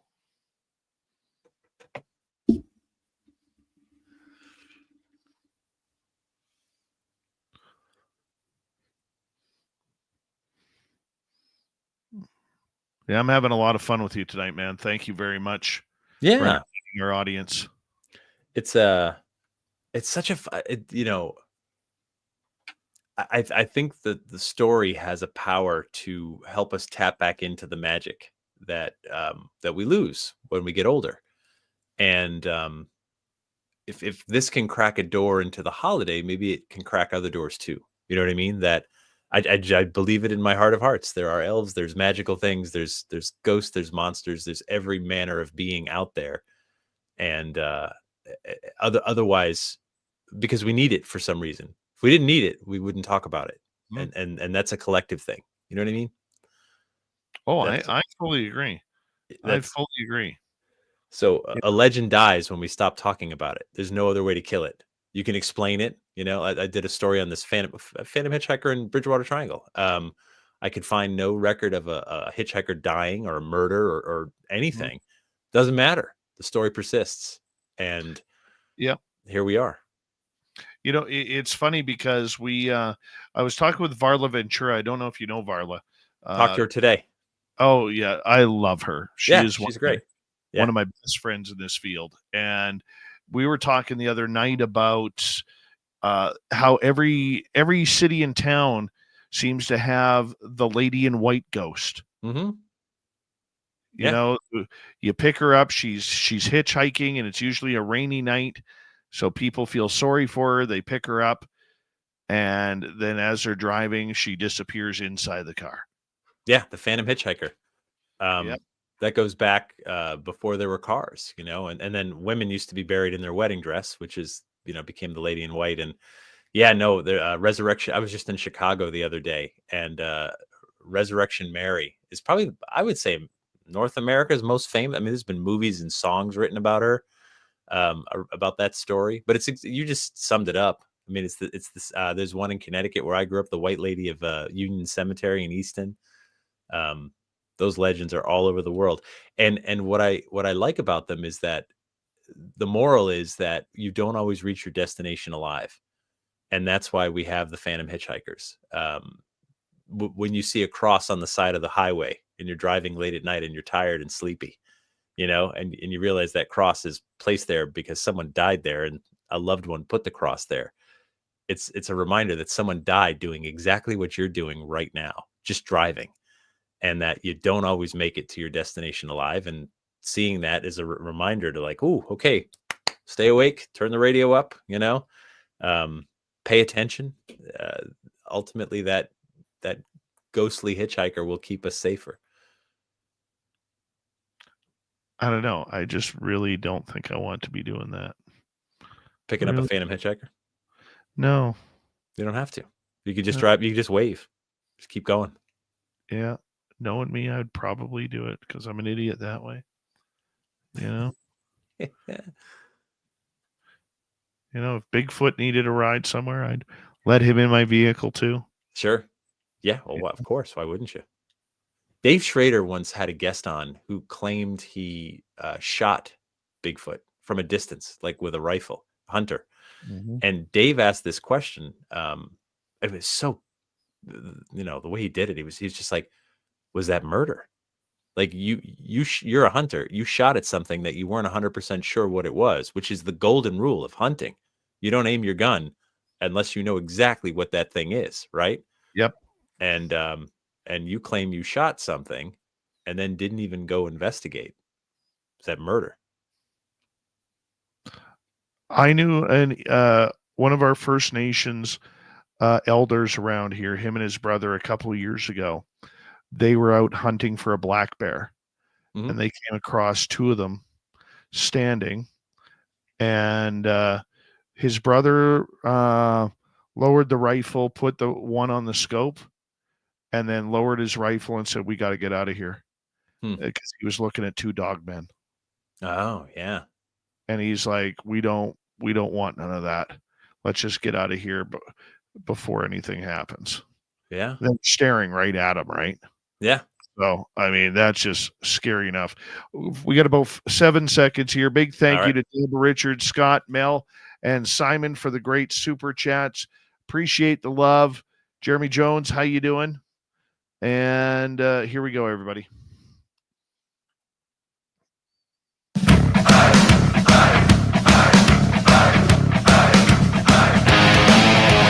All right, we're kicking off the second half of Spaced Out Radio tonight.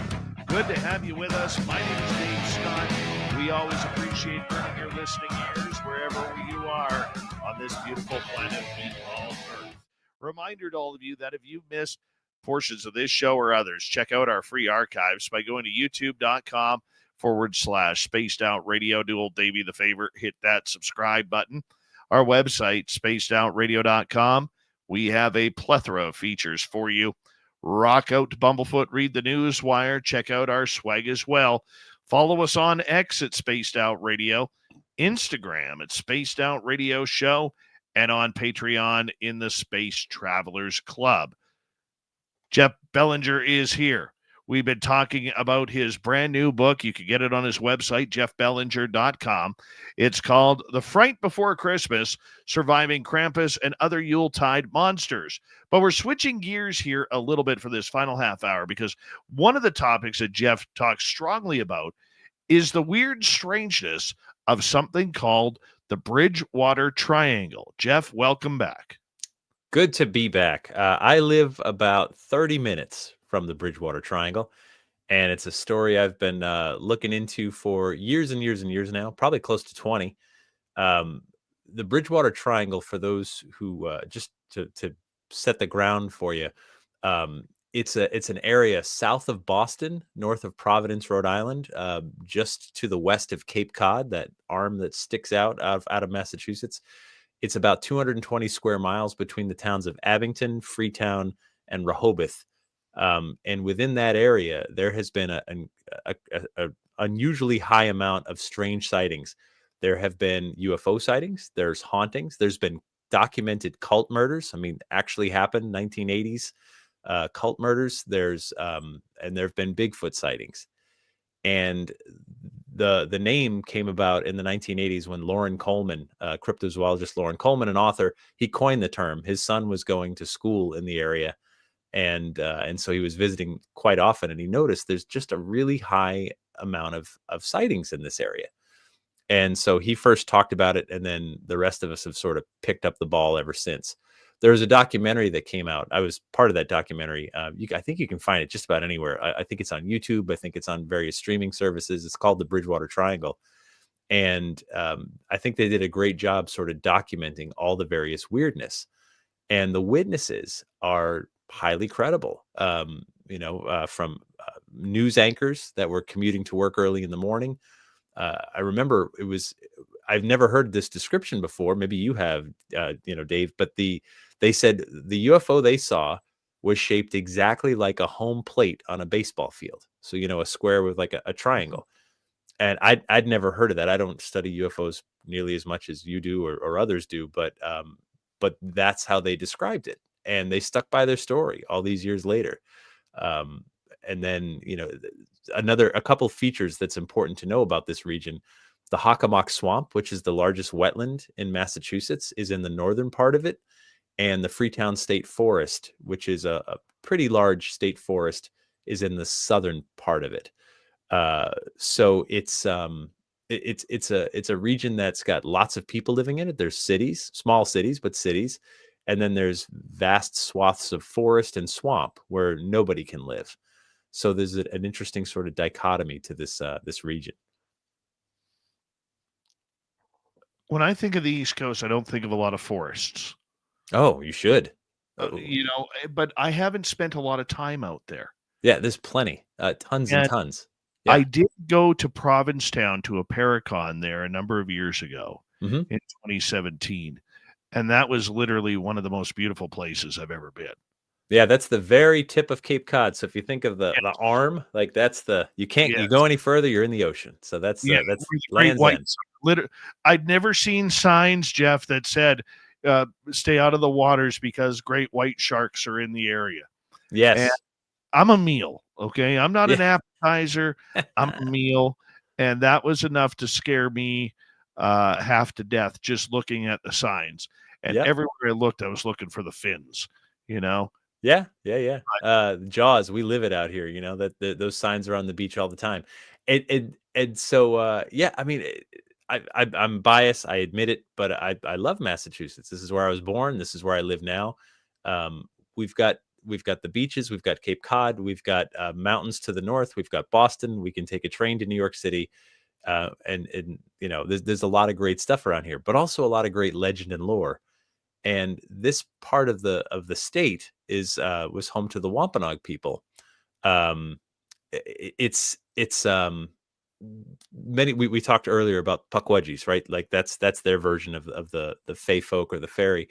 But the underlying reason for the Bridgewater Triangle is a stain left on history that can never be washed away. And the stain is called the King Philip's War, which I'm bet you haven't heard of. And it's not a test. It's nobody's heard of it outside of like Eastern Massachusetts, a little bit of Northern Rhode Island, a little bit of Eastern Connecticut. It was the bloodiest battle in the history of the United States or England per capita to this day. Upwards of 80% of the Native Americans were wiped out during these years of war, and upwards of 20% of the colonists. Neither country's ever been involved in a war where there was that kind of loss. And so this war ended, and it was absolute slaughter, right? And we've sort of whitewashed over this history. It's not something that people talk about because it's uncomfortable. We have the Thanksgiving holiday coming up, where we celebrate where the Wampanoag helped the Pilgrims get through those early winters, with this big feast. And then really 40 years later, they were wiped out. It's not a good story if you're looking back and trying to feel good about yourself. But that was the epicenter. The Bridgewater Triangle was the epicenter. The place that the surrender happened, right on Route 44, is called Anawan Rock. And that's where the formal surrender happened, where the wampum belt was turned over to the British as a sign of surrender. And they were promised that, aside from a few of the leaders of the Native American warriors, that everybody would go free. That wasn't what happened. They were marched up to Plymouth, and so many of them were executed. I believe that even if you don't know what happened, when you're in a certain place, you can feel that something is off, and that stain is still there. And that stain, to me, is this energy that sort of calls out from the past and became the epicenter of the Bridgewater Triangle. Do people go missing there? Well, so in the early 1980s, Carl Drew led a satanic cult. He was a Satan worshiper. He was practicing Satanism. He was abducting sex workers and bringing them up to a little shack in the woods and performing rituals, and there were murders. So that happened. He went to jail for it. So there's that. And whether you believe in Satanism or not, he did, and those girls died for that. And that's a fact. That's a reality. I got to talk to Alan Alves, who was the police investigator who worked on that case. And I remember him saying, he said, when you see like pentagrams spray painted on a bridge or something, he's like, that's not a real Satan worshiper. Those are kids just doing graffiti. Real Satan worshipers don't want to be found. They're not going to advertise. They're not going to put up billboards and signs. They're going to be out in the woods, in secret, doing things. He talked about how, they would leave like pieces of foil on the ground that would only reflect in the moonlight. And that's how you've made your way through the trail to find your way to this shack. That's spooky, right? I mean, that's really some dark stuff. And so that happened. Also, the Hockomock Swamp during the King Philip's War, it's a swamp. It's a huge wetland. And I've been out there. I've hiked out there, and I mean, there's parts of the swamp it's only 5-6 inches deep, and other parts where it goes down 8 feet.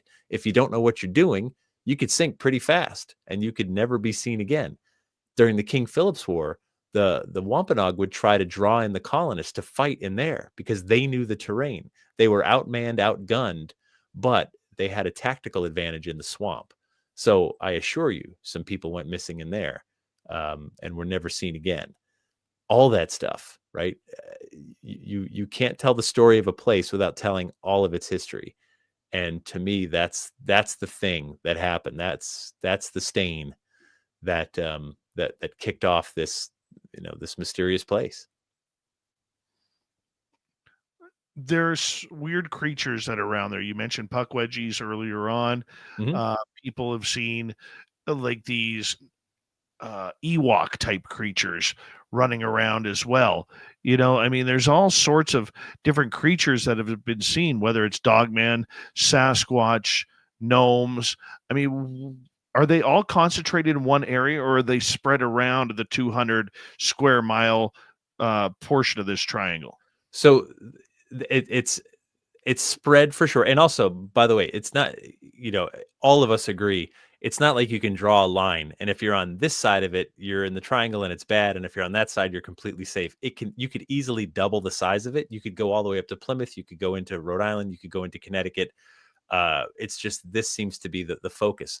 The Hockomock Swamp in the north is more of an epicenter, and the Freetown State Forest in the south is more of an epicenter, because, like, for example, the city of Taunton is in the middle, which looks, Home Depot and McDonald's and Wendy's, like that's right there in the Bridgewater Triangle. So it's just a very heavily populated, city / town with all the box stores and everything else.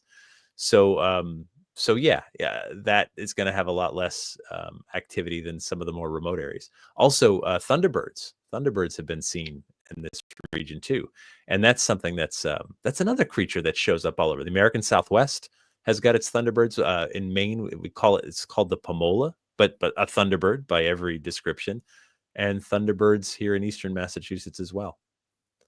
Do you buy the Thunderbird? I guess I must, because the United States Air Force uses them as their mascot on their, Yes. There's cars named after them.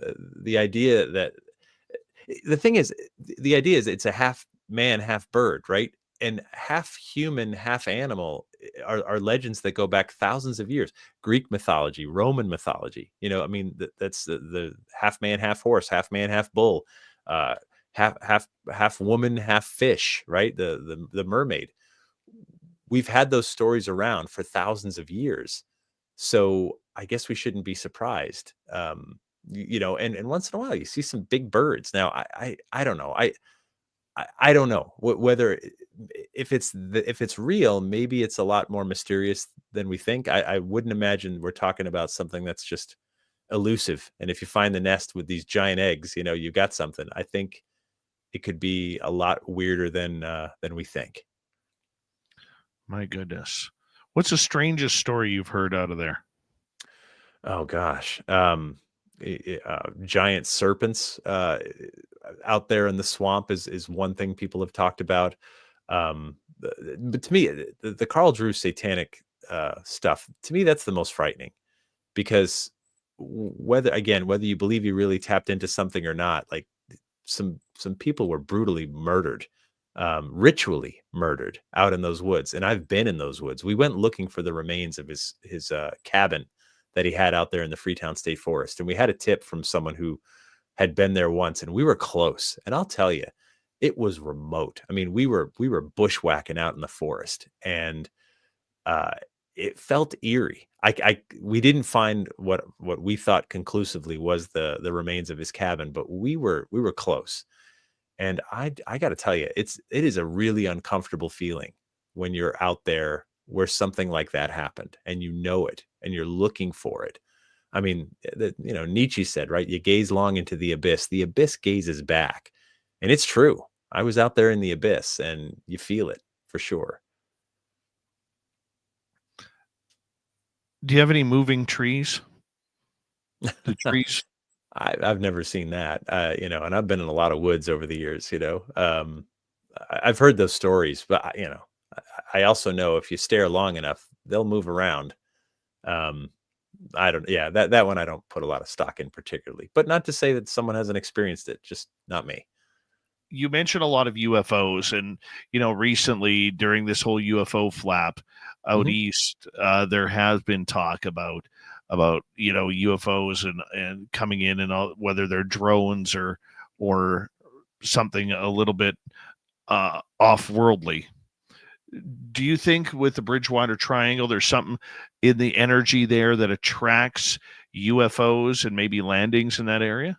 So I can't help but always try to put my mind into the heads of whoever would want to visit us. And on the one hand, you don't want to go over a major city that draws too much attention. So Boston, you're staying south of Boston, north of Providence, two capitals of two states, uh, and then you've got so remote areas where you could logistically not be seen, but also enough population that you could sort of study. I don't know. And also military bases aren't far from there either. There's a base that's just outside of the triangle, and then there's a few in Massachusetts. But I don't know, man. I think that how can I get into the head of someone who's trying to visit us now? If they're spy, like just advanced craft from other countries, that's not a great area to look into. You know what I mean? I don't think if we have secrets there, I don't know about them. That's not where we're developing weapons or planes or anything like that. As far as I know, I don't know where you do it. So there must be something that's drawing someone in, right? That these sightings are happening there. I don't know. I don't know either. Yeah. I don't know. It's a world of mystery when it comes to these triangles, because it's not just Bridgewater. I mean, the No. famous one is Bermuda Triangle, the Alaskan Triangle. Yeah. You know, David Marler, the famed UFO triangle researcher, he has found areas like triangled areas of UFO sightings where they happen Mhm. around North America, and more and more keep popping up. What do you think it is with these triangles? That I think is a little bit of a copycat effect. Putting 3 points on a map is not hard to do. You know, uh, I remember once someone was telling me, like, "Did you know Stonehenge lines up perfectly with like this other site in North America?" And I went, "Stonehenge lines up perfectly with my toilet. It's 2 points on a map. I can draw a straight line between any 2 points." That's not necessarily fair. The Bermuda Triangle became such a hit, right? Such a big thing that everybody talked about. Lauren Coleman, who I've talked to many times, like and hung out with, told me. He said, "Well, the Bermuda Triangle was so big." I said, "Well, I'll call it the Bridgewater Triangle." And now we have two triangles people are talking about. There's the Bennington Triangle in Vermont. And suddenly triangles are the thing. So if you're a researcher of the weird and you can find an area and just put 3 points on the map and call it a triangle, there's a familiarity to it, like a song that sounds familiar. So to me, that's just a follow the leader kind of thing that's happening with researchers. They're picking an area, they call it a triangle, and suddenly it sounds bigger than anything, than saying like, "Hey, this region around Omaha seems to be popular with UFOs." If I called it the Omaha Triangle, though, now we're paying attention. Branding, man. It's it's all in how you brand it. That is definitely one way to look at it. Have you ever explored any other triangled areas, whether it's Alaska, whether it's Bermuda? Yeah, so the Bennington Triangle, and I wrote a children's book about the Bermuda Triangle for which was just high level, but I did get to interview. Oh my goodness, his name jumped out of my head, but he's the guy that flew the airplane through what he called the electronic fog, and ended up between Bimini Island and Miami, like in way too fast. Like there's no way his airplane could go that fast; it would have been torn apart. I forget his name. I forget, but I did get to look into that one. The Bennington Triangle in Vermont is one I looked into a lot deeper. That one was coined by Joe Citro, who was following the lead of Lauren Coleman, who was following the lead of the Bermuda Triangle. And that one's interesting because there were disappearances of hikers and well-established mountain guides that just completely went missing. And there's a legend of a Native American legend of a man-eating rock that would literally devour people and they'd never be seen again. They would be consumed within the rock. And that's interesting, right? Because the disappearance cases are well documented in the newspapers. They go back to like the 1940s and 50s. There was a girl, a student, who went out for a hike and was never seen again, a mountain guide that was taking hunters who was never seen again. So you've got this Native American legend in this specific spot, and you've got people disappearing, and it's almost impossible not to tie those two things together. Have you ever tied a lot of the experiences of the Bridgewater Triangle to the tunnel systems that seem to be running all over the place in the East Coast? No, I don't know about any tunnels under the Bridgewater Triangle, especially the Hockomock Swamp. You dig down, you're in wetland. That's not a good place for a tunnel. But the thing about a wetland is that it's a sponge, and they're important. They're critical, right, to the environment. What they do is when you get way too much rain, if there's a lot of rain, it soaks it all up and it keeps it out of your basement. What we did years ago is they put in two major highways that basically cut the Hockomock Swamp into quadrants, which was definitely a big disruption. And so, could that have had something? Could that have kicked something up too as well? I don't know. I mean, we can't help but try to Monday morning quarterback that, right? To look for reasons to explain why the weird things are happening. So my theory was the King Philip's War. Another theory is that we cut highways through this wetland, which was sacred and important. Another theory is that we're just weird here in Massachusetts, which I accept. That's totally, I can live with that too. But sometimes, there's more to it than just a story. And for some reason, we keep talking about it. And that's the thing. I know people that I've got to interview. They said, I grew up here my whole life, and that explains it. Of course, I didn't know it was called the Bridgewater Triangle, but that explains why this place is so weird. And so then it becomes a bit of a scapegoat too. Like if your car won't start, wow, Bridgewater Triangle. But there's something to it because so many stories just keep coming out of this one region. Wow. Have there been any sightings of like animal mutilations or anything strange like that? I've not heard of any in the Bridgewater Triangle. Keep in mind that area, there might be a farm or two, but not really much of a big one. If it's a farm, it's just a small, tiny thing with, there's orchards or whatever, but that's not an area for animals beyond pets. And I have not heard of pet mutilations. All right. What about shadow people or poltergeist activity? Yeah. So there's more than its share of hauntings, right? So there was an old asylum in that and right in the middle of the Bridgewater Triangle that's been shut down since, and that's got a haunted reputation, although just about all of them do. And shadow people seem to be sort of par for the course when it comes to almost any haunting. And then there's a lot of old graveyards. There's various historic homes and buildings that go back a long way. And then we have we talked about it a little bit in the break. We've got a famous phantom hitchhiker right in the middle of the Bridgewater Triangle. He's called the Red-Headed Hitchhiker of Route 44. And there's two towns called Rehoboth and Seekonk right on that road. And people often spot him right where the town sign is, right on the town line, hitching a ride. And he's got big bushy red hair, bushy red beard. He's wearing a flannel shirt. He looks sort of disheveled. And people have reported seeing him thumbing a ride or stepping out into the road and almost hitting him. Or in some versions of the story, you pull over, you give him a ride, and then he disappears as soon as you pull away.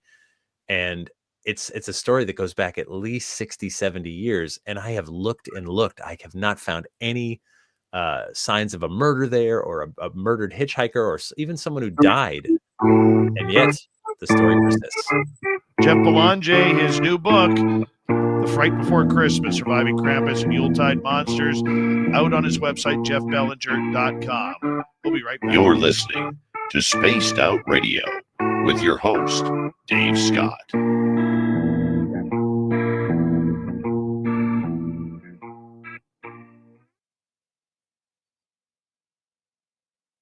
Feral carrot top.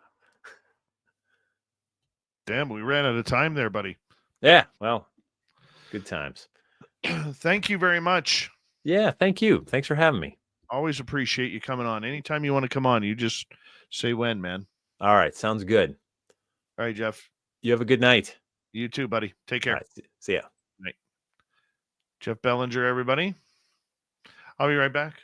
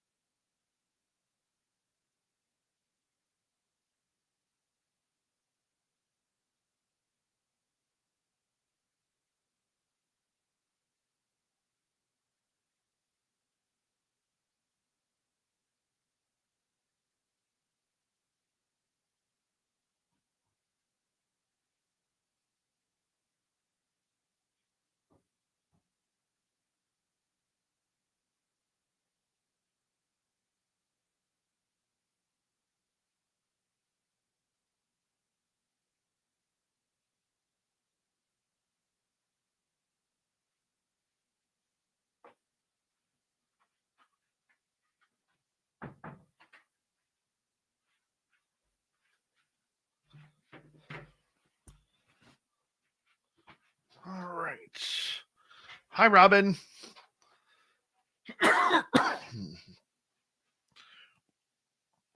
Bring Robin in. Robin. Hey, dear. I do not have Swamp Dweller tonight. I forgot to record him.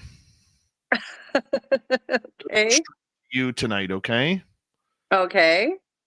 We're going to Yeah. do questions and answers or what? We'll do some Q&A from the audience. Yes. Yes, we will. And so we ask our audience, put your questions in capital letters for Robin, and we'll get it, get them going. Mm-hmm.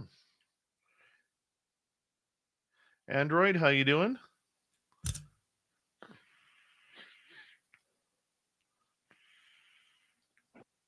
All right. Hello, Robin. Hey, sweetheart.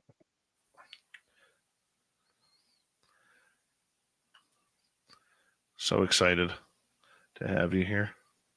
Oh, I always like coming on here. It's always fun. It's always fun. Yeah. Always This stuff fun. is supposed to be fun. I think sometimes we forget that it's supposed to be fun. Right. All right. I'm going to start marking questions. Thank you to Search and Destroy, Richard ×2, Scott, Mel, Simon, and Deb for the super chats. Here we go.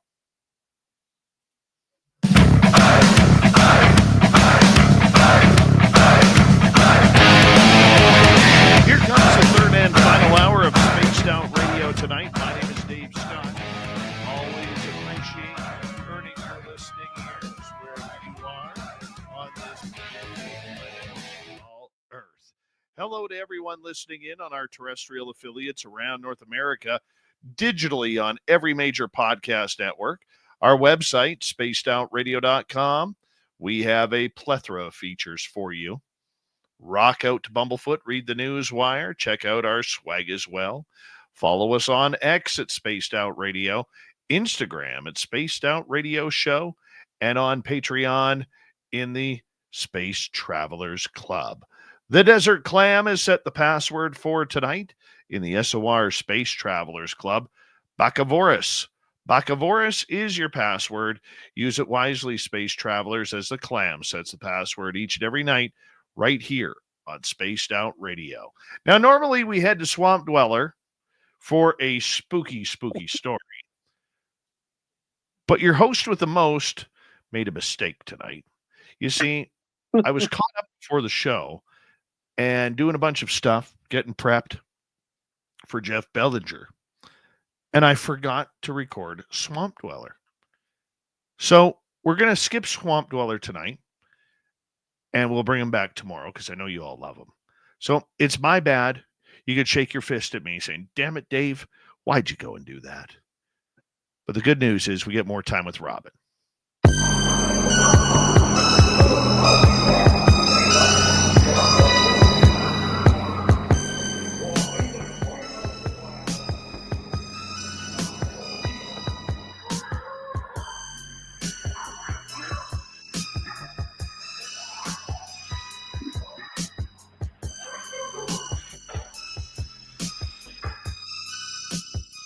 Robin Haynes is here for our cryptid report. Thank you, Robin, for coming on in a little bit early due to my snafu on the show. No problem. I've got a story I'll give you since Swamp Dweller isn't here. We've talked about, you and I, excuse me, about the fact this time of year, all the cryptids are out looking for extra food. You know, they're going to sock it away. So on those days they can't get out, they've got food. We had a situation, and this happens about once every 2 or 3 years. We had a situation involving getting into my house, and my granddaughter was here. I did not see it. I was in my room.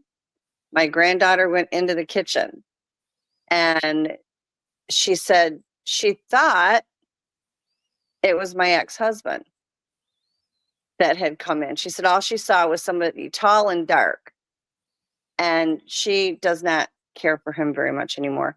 So she went upstairs, and the way you get to the staircase is the opposite way. Well, what happened was I heard a noise. I went out in the living room, and I saw my front door was wide open, which is impossible because my door is very difficult to get open. and it was open, and I have a lot of dogs. One of the dogs had gone out. The rest of them are walking around the house like a bunch of drunk monkeys. I mean, they literally heads down, drooping, not barking, which never happens, and just very, very lethargic, the entire house. And there's 13 dogs here. Not one of them was bouncing around, and that does not ever happen. Two of them can't be in the room together, and they were standing side by side, and they all had their head drooped down like they didn't know what was going on. So we get the other dog back, and I'm like, I don't understand how this front door is open. I don't understand why things weren't really messed up, but there was a few things, that had been pushed aside, and I still didn't realize what was going on. I had shut my bedroom door when I went outside to look for the other dog. I come back, my bedroom door is wide open. Things are pushed around in my room for whatever reason. I talked to my granddaughter and I said, when we were all looking for the dog, what happened? She was really kind of not frightened, but she was a little bit hesitant. She's like, I don't know what was in the house, but there was a man that came in the house. And I said, a man came in the house and did what? And she said, well, I was in the kitchen. And she said, I looked into the living room and there was this really, really, really tall man there. And then he turned around and he ran. And she said, I didn't know who it was. So she said, I just went upstairs. She has her own room here. She said, so I just went upstairs to my room. So I go into the kitchen, and not only is my pantry open, I have like a lot of dog food's gone, a lot of cat food's gone, I have mini pigs. The mini pig pellets were gone. I mean, all these things just disappeared. We have no explanation for it. I'm not saying it was a cryptid. I'm not saying it's not. But my granddaughter is the one that saw it. And all she said was she couldn't see the face on it. All it was really, really tall, and it was dark. But all kinds of food, animal food was gone. And the dogs apparently got tranced or something. Not one of these dogs acted normal. Oh, man. So that's the creepy story this week. There was all kinds of stuff, like my room. It just looked like somebody took their hand and ran it across the dresser or whatever. Nothing was stolen. I mean, this was in the middle of broad daylight. But we've had that happen before. This isn't the first time. Oh, man. That sounds weird. I know. So I had to go. Yeah, lots more pet food had to be bought. But it was a riot because we had this box that had 24 containers of cat food in it. It was empty. I mean, there was probably still like 15 of them that should have been in there. It was empty. The whole thing was empty. 90% of the mini pig pellets was gone. A lot of the dog food was gone. A lot of the dry, because I have tubs of it, and they were all gone. But this isn't the first time this has happened. We get that a lot in the winter months where, some of these food things for the animals disappear. But it's been a while since they've done it, if that is indeed what happened. But it was very odd because, like I said, I did not see it, so I couldn't confirm it. My 12-year-old granddaughter saw it. That is freaky. Absolutely freaky. Yeah, it was bizarre. I can't imagine why, any human is going to come and walk in and just take cat food and dog food. Nothing, big screen was there and, computers were all there and everything was still there, but yet the pet food was gone. Only edible things were disappeared, and something happened with the dogs because they are never quiet. They're loud 24/7, and they were just like totally zoned out. And the two that can't be in the same room together were standing next to each other with their heads down, just kind of like they were sleeping, standing up. I want to ask you a couple questions here before we get to some audience questions here. In regards to pets, when they come around cryptids, they tend to huddle together. I heard a story from my area where this gentleman had two big Rottweilers, 120 plus pound Rottweilers.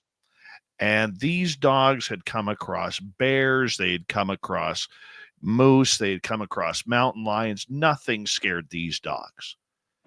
They'd even ran into Sasquatch before. And they seemed to be okay with the Sasquatch. All right. However, there was one weird scream that happened at this gentleman's house. He's a retired trapper in the area. And his dogs were so freaked out, they actually messed all over his porch. which Oh, they got never. zapped. What does that mean? Well, what they do, it's a zapping. They take their energy and the frequency from their own body and they throw it. And they can hit it exactly who they want it, where they want it, and they control it depending on how strong it is. They can do anything, and they do that with people too. People talked about getting zapped all the time. It can do anything from give you a headache to make you vomit, to make you urinate or defecate. It can stop your heart if they're mad enough. I mean, they can literally kill you with it. It depends on what degree they want. But I've been around people, and I, knock on wood, have not gotten zapped yet. That doesn't mean it won't happen. It just means that I haven't as of yet. But I've had people standing right next to me get nailed and put dropped on the ground. So like, they choose where they want it. What is it with pets, especially dogs, okay, that seem to have, they either have an affinity for these creatures or they are literally, become scaredy cats and are trying to, hide themselves in a corner of a house? It depends. I mean, basically, like, I have 13 dogs. I don't have a problem with my dogs with them normally. Like, they did make them sleepy the other day, but they don't really zap at them. The ones that are used to them, I don't allow my dogs to chase them to begin with. Like, I really and truly, I've had them out in my backyard before where they play with my dogs, and they've never hurt them. Some will, if they feel a dog is in an aggressive stance, if it's barking at it, growling at it, snapping at it, or whatever, and they feel threatened, they will zap them. They'll kill them. People seem to think that they just hate all dogs. That is so not true. Like, I've literally had them pick mine up before. And they are not that they hate dogs. They use coyotes as pets. They use wolves as pet, fox, whatever. They are not having a problem with the canine. It's the behavior of the canine. Now, we had some that people drop off hound dogs out where I'm at all the time because they use them to run deer. And they would go out, if they would get on the trail of a Sasquatch, they would follow them and they would sit there and bark and growl at them and try to harm them, and they would get killed. The Sasquatch would end up having to kill them. But it depends on each situation. If they're afraid of the dog, they will zap them. The ones that you see where they're all of a sudden curled up and they're hiding under the tree, these are dogs that are running and run towards them, growling and snarling like they're going to attack them. If that were us and you have a wild dog or something, or even the neighbor's dog, and it charges you and it acts like it's going to bite you, there isn't anything you're not going to do to protect yourself. Or if it's one of your kids, I mean, you're going to protect yourself. You're going to protect the kids. And that's basically the same with them. When they do the zapping, it is a frequency. It's a blast of their frequency and energy into whatever object or being that they want to nail, to stop them, slow them down, or even kill them with it. So these dogs that you see that are all curled up, first of all, they sense a different frequency, and that's frightening to them. Dogs are a higher frequency, but they are not as high as a Sasquatch. So that different energy and that higher frequency puts them off to begin with, and that makes them nervous. If they're not used to it, like mine are used to it because they're out there all the time with them. But for the ones that are not used to it, it's frightening to the dogs, just like it would be to a person. But then it can go one step further. If those dogs are acting in an aggressive manner, then they will get zapped. And it can hurt them. It can kill them. The other flip of the coin that they can do is like what they did with mine the other day, if that was indeed what went on, was the trancing. The trancing is not a painful thing. I've been tranced by them before. It's not painful at all. Your brain is fully functioning. They're taking their energy, and it's almost like a calming mechanism. It's just like giving you a tranquilizer. So your body becomes very calm, very sedated. You're not, overly mobile, but your brain is still functioning. So your body's almost on autopilot, but your brain is functioning, and you're almost like you're talking to yourself in your mind and going, okay, I'm really seeing this. This is really happening, but my body isn't reacting. The ETs do the same thing, only generally with the ETs, anytime that, in my experience, because I've been an abductee on and off my whole life, in my experience, the trancing with that generally lasted 3 days. Like, when I would get return, I would be on autopilot. My brain would work. I'd walk in the house and I'd just isolate myself. And for 3 days, I did all my normal behaviors that I did, but I didn't speak very much. And then after the 3 days, it wore off and I was like in panic mode because then I remembered. So it all comes down to taking that frequency and the energy and throwing it wherever they want to throw it. If they want you away and you're still pushing it and you're still coming towards them, they're going to zap you with it. And they're going to do the same with the dogs. So it can be anything from just a calming them down. They use that when they're trying to tame horses, when they are out in the woods and they're trying to catch prey. They use that calming mechanism in it so that it's easier for them to get to them, or to calm them to get, to do whatever they want to do with the horses. It just depends on what their intent is. If it's something to harm, to use as a protective measure, or something to calm. Okay, so if we're trying to figure out what these zapping measurements are Sasquatch the only ones that do it? Do the dogmen? Absolutely not. Any cryptid can do it. The ETs can do it. The cryptids can do it. They all can. And it takes them a blink of an eye to do it.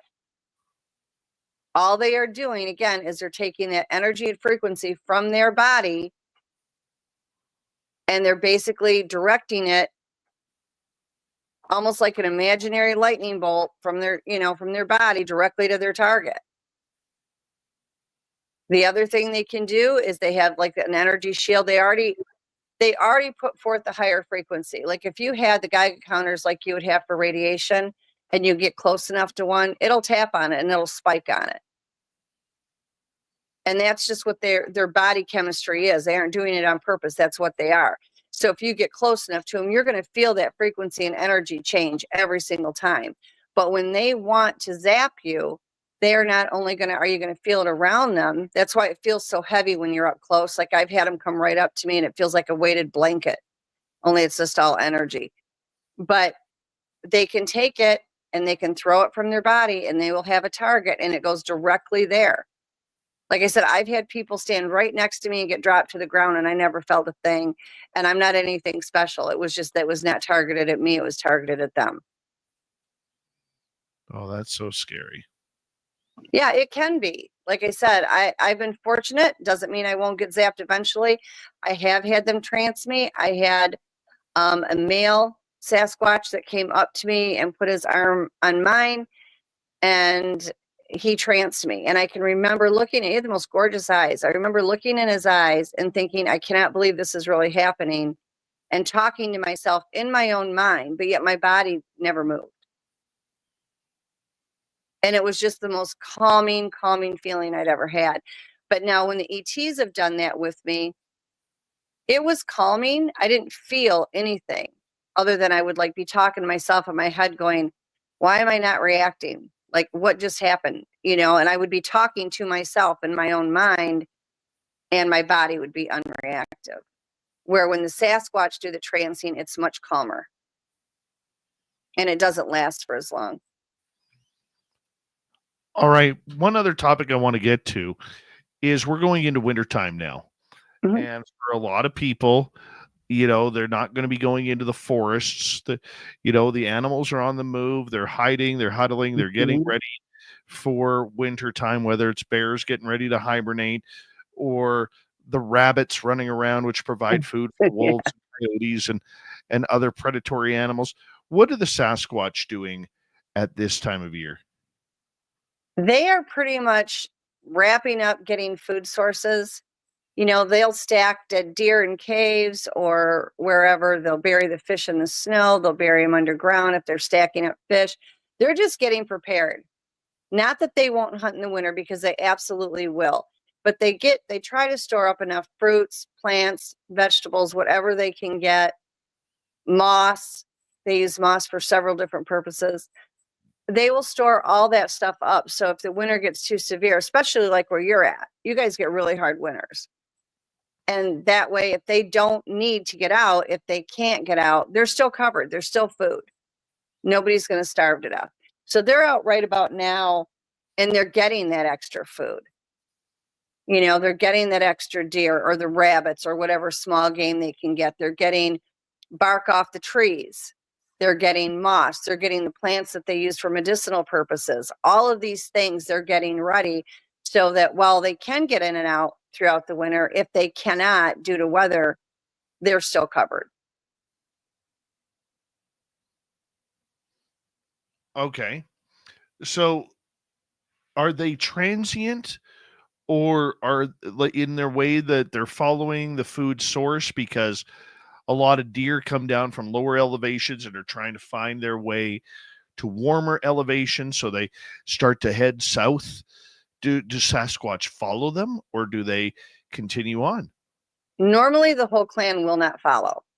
They will send hunters in the clan out and go follow the food sources and get it and bring it back. The whole clan normally doesn't. Once in a while, just like with our people, you'll see where some of, our humans will be like up in the northern areas where it's cold and they'll say, forget it, I'm going to go down to Florida for a couple months. Once in a while, they'll do that. That is not the normal. They do not migrate the way everybody thinks. When they do this, they're going to send the hunters. They will have select few from that clan that will go. And there's been several videos of Pikes Peak, where the elk are going up and down Pikes Peak, and you'll see 3 or 4 Sasquatch stalking them or following them. The reason that you're seeing the 3 or 4 is those are the hunters for the other clans. They'll get what they get and they'll take it back for the clan. They will not uproot the entire clan. The entire clan will either go underground in cave systems for the winter. They don't hibernate. They just go, just like you go in your house. You don't want to be out in the snow. Or, abandoned buildings. Like Detroit, Michigan is famous for getting them in the abandoned buildings down in Detroit. Other times you'll find them in these old farmhouses that are abandoned out in the middle of cornfields or whatever. They'll climb up in there. They'll make their own tunnels underground, or they'll get in the caves. They will come out through the winter. I have had just as many sightings in Michigan in the dead of winter as I have in the summer and in broad daylight. And they will do that. They absolutely will be out. But if it's that bitter cold, if it's the nasty out, if it's, not good weather for them to be out, they have enough food sources that if food isn't plentiful, if there isn't as much game out there because of the winter, they are covered. They prepare. I mean, they will get anything that they would eat, whether it's vegetables, whether, that they're stealing out of the farmers' fields. They'll get bark. They'll get mosses. They'll get the plants that they use for medicinal. So they've been stocking up. They continue to stock up. All right. We got 90 seconds to go. We're going to get into some audience questions here because there's a lot of them for you, Robin. Oh, cool. We're going to start off with Christine. What was your first woo experience? I was so little, to be honest with you. I never knew that there wasn't any woo. Like, I was little. I was mind speaking very young.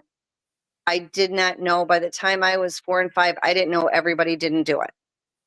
That was just part of my normal. I can remember watching them vanish in front of my eyes when I was like 4 and 5 years old. So that was normal to me. They would look inside the window at my parents' house, and then I would watch them just evaporate into thin air. As I got older, I saw a lot of them physically, but I would see little glimpses of them doing the woo. And there was always mind speak. Always. I never have had a time in my life that I did not get mind speak from them as well as other beings. Wow. On that note, we're going to get back to audience questions when we return with Robin Haynes here on Spaced Out Radio. Because it's always a fun time when you get to break down the cryptids with Robin. Yeah. And of course, she is also part of the Nebraska Bigfoot Conference, where I will be speaking in 2025. And that will be the final weekend of April. Final weekend of April. That's Friday and Saturday. That's right. So, here we go. Robin Haynes, the Cryptid Report continues on Spaced Out Radio right after this. This is Spaced Out Radio, and your host, Dave Scott.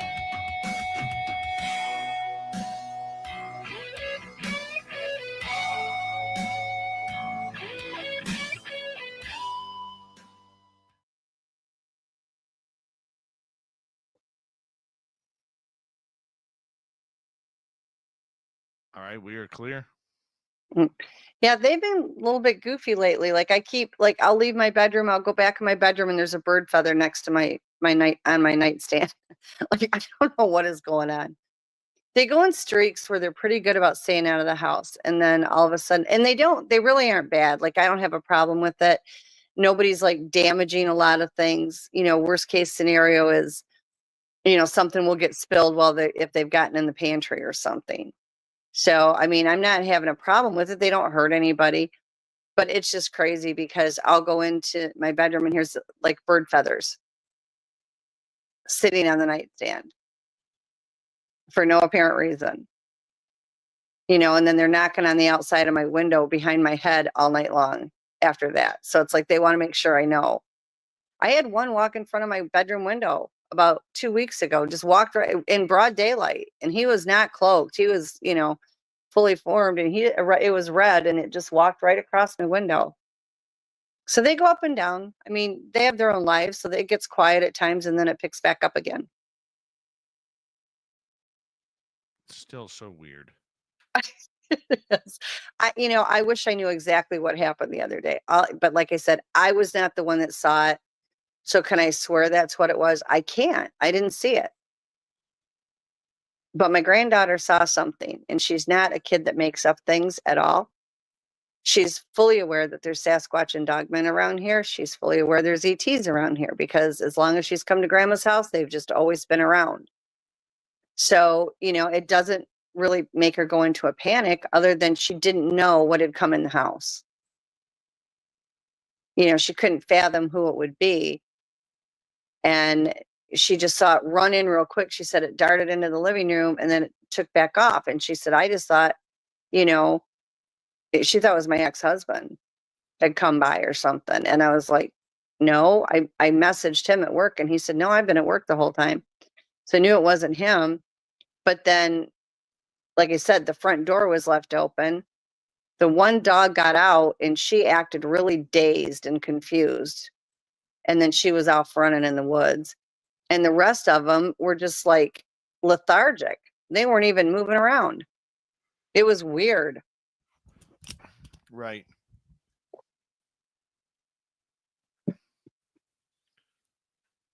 That is so weird. Yeah, and the cats weren't even, I don't know where the cats went. I didn't see one cat at all. The cats were hiding out.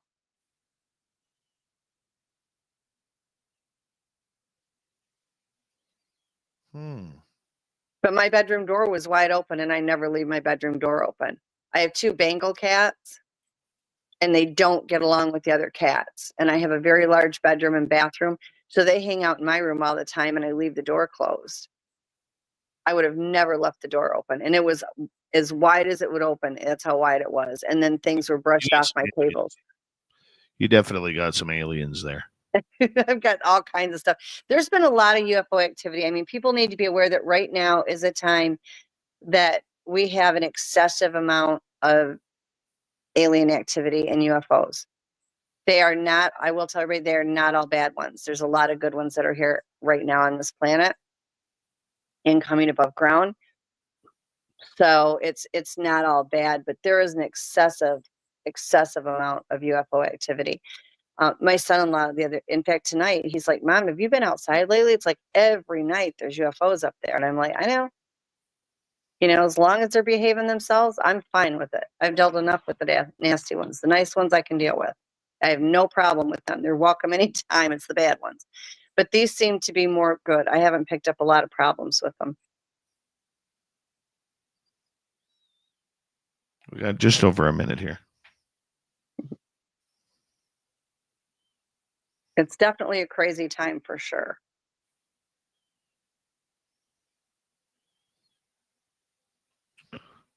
We got some good questions from the audience tonight. Oh, excellent. Well, if I know the answer, I'll tell them. If I don't, I'll be more than happy to say I just don't know. Like that doesn't bother me at all because I don't know everything. I don't think any of us do. No, we're not supposed to know it all. There's no experts. It's just everybody has different experiences that they're supposed to share. That's it. Jay Hardesty, welcome to SOR Chat.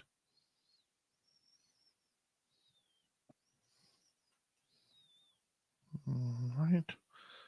We're caught up. Thank you tonight to Search and Destroy, Richard ×2, Ozzy, Simon, Mel, WD40, Deborah Rooney, and Scott for the great super chats. Thank you for the love, everybody. We're going to be coming back in about 10 seconds.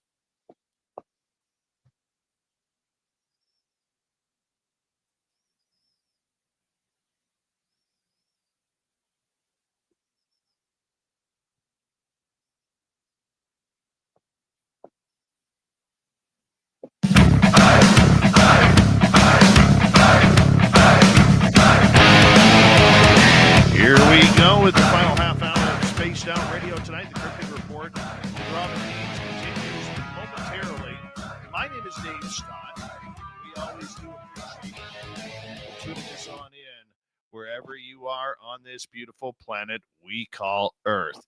Reminder to all of you that if you missed most of this show or others, you can check out our free archives by going to YouTube or on any major podcast network.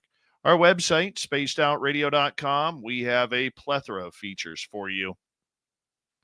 Rock out to Bumblefoot, read the news wire, check out our swag as well. Follow us on X at Spaced Out Radio, Instagram at Spaced Out Radio Show, and on Patreon in the Space Travelers Club. Here's Robin Haynes. Here is the Cryptid Report. Robin, we're taking audience questions here, and let's get to it. This one from May. Have you experienced or been visited by plant beings, and how is that experience? I have not had, if I have, I don't recall it. As far as plant beings, I mean, lots of ETs, lots of cryptids, a lot of multidimensional beings, elementals, dimensionals, nothing that I can recall that, I mean, would look like a plant, or if you're talking about a plant-based, because some of these ETs are plant-based. I mean, I don't know if that's what you're referring to, but I mean, as far as anything that looks like a plant, no. All right, let's go to Hillbilly Herb. What's a good offering to leave out if we think we may have a Sasquatch tribe in the area, but haven't been introduced? Well, a lot of people, do the traditional apples or the peanut butter. Tobacco's good. That seems to be because they used to trade with the Native Americans. That's supposed to be a sign of friendship. So you can do the tobacco or sage. White rocks are fine. I always tell people at first, until you know the clan, refrain from crystals because they can use crystals for various things. And unless you are really good at knowing those crystals or what the clans might use it for, I would refrain from that until you get to know them better and see, if they're good or bad. But, start out with an offering of the apples or the peanut butter. That seems to be the top favorites. Or if you don't feel comfortable leaving food, because that might make them a little bit more, wanting to get closer to you than you're comfortable with. White rocks, beads, feathers. Feathers are a good one because they seem to think feathers are friendship. White means friendship and purity. So if you have like white rocks, kind of like the white ones that you get for the driveway, the marble ones or whatever, those are lovely. They like those kinds of things. And white is a sign of friendship and purity. So that's always a good one. Susan wants to know, if I came to visit you, could you show me a Bigfoot? I would love to, but I cannot promise that to anybody. I have had several people that see them when they're with me. Yes, absolutely. If I thought I was the only one that ever saw them in my lifetime, I would think I was nuts. But I have had multiple people, as well as some top researchers, that have come to my home and experienced them. First, I don't normally bring people to my home only because of protection for them, not myself, but for them. And because the person that comes could tell me that they're great, and then later on I find out they're not, or then they have contact with somebody that could harm them and they bring them out. It's 100% up to them. But have I had people that have visited my home, seen them? 100% yes, absolutely. And a lot of people have. I am very, very careful. I do not allow a lot of people to my home for that reason. My kids' friends have had encounters with them. Igor Borsteff has had a lot of encounters there. I've had Bob Daigle come out to my house. He saw different things. While he hasn't seen them, he has seen that. But I have had a lot of people that have seen him there. I've had members of the church that I used to go to that came out to my house at one point in time or the other and saw them. I am not the only one that has seen them in my presence. Let's go to Mike. What is the process of a female Bigfoot in labor? Is there an elder that helps? Do they do it on their own? Is there a Bigfoot hospital? I doubt there's a Bigfoot hospital, but I have never been in the physical presence of them when they've given birth. I have had the mind speak with me in the middle of it if there's been a problem, because I do remote healing on them energetically, and I have, done some help that way. Do they go through a regular labor? Absolutely. They're going to go through labor just like every other human does. Anything that gives birth has to go through labor. Is there an elder that helps? I've not personally heard of it. Doesn't mean it doesn't happen. I do know that they do have other ones with them in case there are problems. They are very good for medicinal things, as well as, they have somebody in their clan that, not that I wouldn't call it a doctor, but someone that helps, with medical situations. So do I think that any of the females would go off by themselves and have a baby? I would think it's entirely possible. If you look at our culture, we have people that refuse to go to the hospital and give birth. They have them at home, but normally my understanding from the ones that I've talked to is there's generally another female with them or someone with them to help them through the labor in case there is an issue. All right, let's continue on. Let's go to Deb. Robin, what is the most terrorizing experience you've had with a paranormal entity or being? I've had two that really kind of rattled me. The one was in dream state. I don't remember why it was so terrifying, but it was to the point that when I came out of it, I wouldn't even come out from under my blanket. I remember it was with an alien being that was there that was stalking me. Actually, I've had three different ones that were bad. I had another one that it was again with an alien, and it was trying to take DNA from me. And that one, it wasn't so much scary as it was really frustrating because it wasn't the first time I'd had that situation happen. And normally I would get myself out of dream state. Dream state is a very real place. It's every bit as real as when you are awake. I've actually had my arm broken in dream state before. It's just a different plane. You can get just as injured or even killed in dream state as you can when you're awake. I've had a situation where and most of mine that have been so terrorizing has been with an alien opposed to the Sasquatch. I've been fortunate. I have dealt with some aggressive Sasquatch, but I have been fortunate in those where, did I get scared? I'm human. Of course I'm going to be scared if you've got something wanting to hurt you. But I've not been terrorized by them. I've had more of that happen with the aliens. I had a situation where I was taken. I didn't have a memory of what was done to me, but what I did have was a feeling that I never existed. It wasn't just missing time. I get that all the time. This was I didn't exist. And when I asked for answers for it, I was revisited by these same aliens, and I was told, and I was wide awake, and they came and they said that they were never trying to hurt me. They were trying to protect me from something worse. And I said, well, why do I feel like I didn't exist? And they said, because you didn't. The only way to protect you was we had to make sure that you didn't exist in that time. What that meant, I don't know, but it was the most terrifying thing I've ever gone through in my entire life, to feel that you didn't exist. Not that you had missing time, but you literally did not exist. And then I had another time where I was laying in bed watching TV. Next thing I knew, I was paralyzed. I could not move. I had 3 entities at the foot of my bed, one on the side of me. They put something over my head that was alive. It was like if you were to put a colander over your head, it was, that rounded cone shaped, but it had tentacles that were very cold and very slimy, like an octopus would. And it was like wiggling all over my face and all over my head. I couldn't breathe.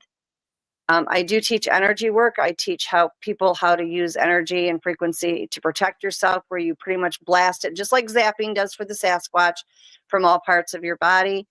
And that is what I did. And that took care of it. And they never came back. So yeah, there's been some that can be really, really frightening. Absolutely.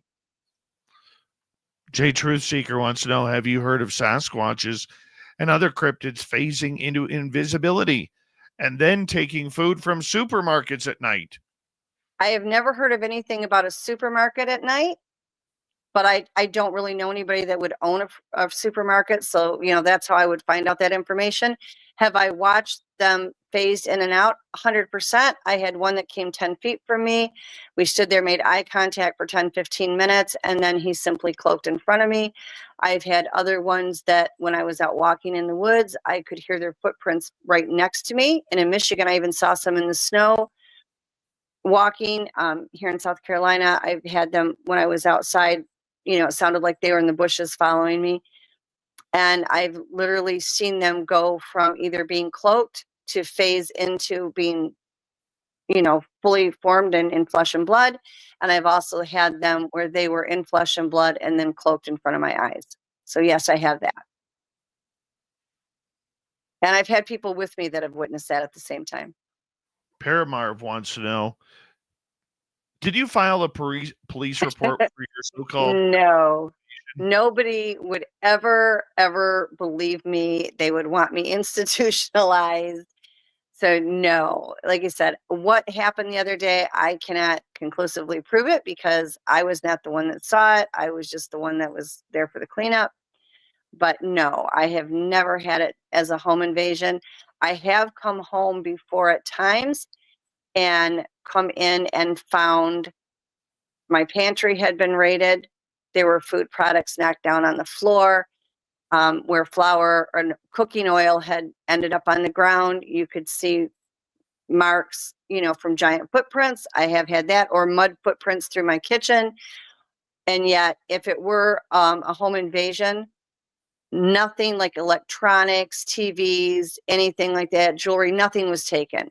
The only thing that was messed up was in my kitchen, and that was simply food products. But I've never filed a police report, no.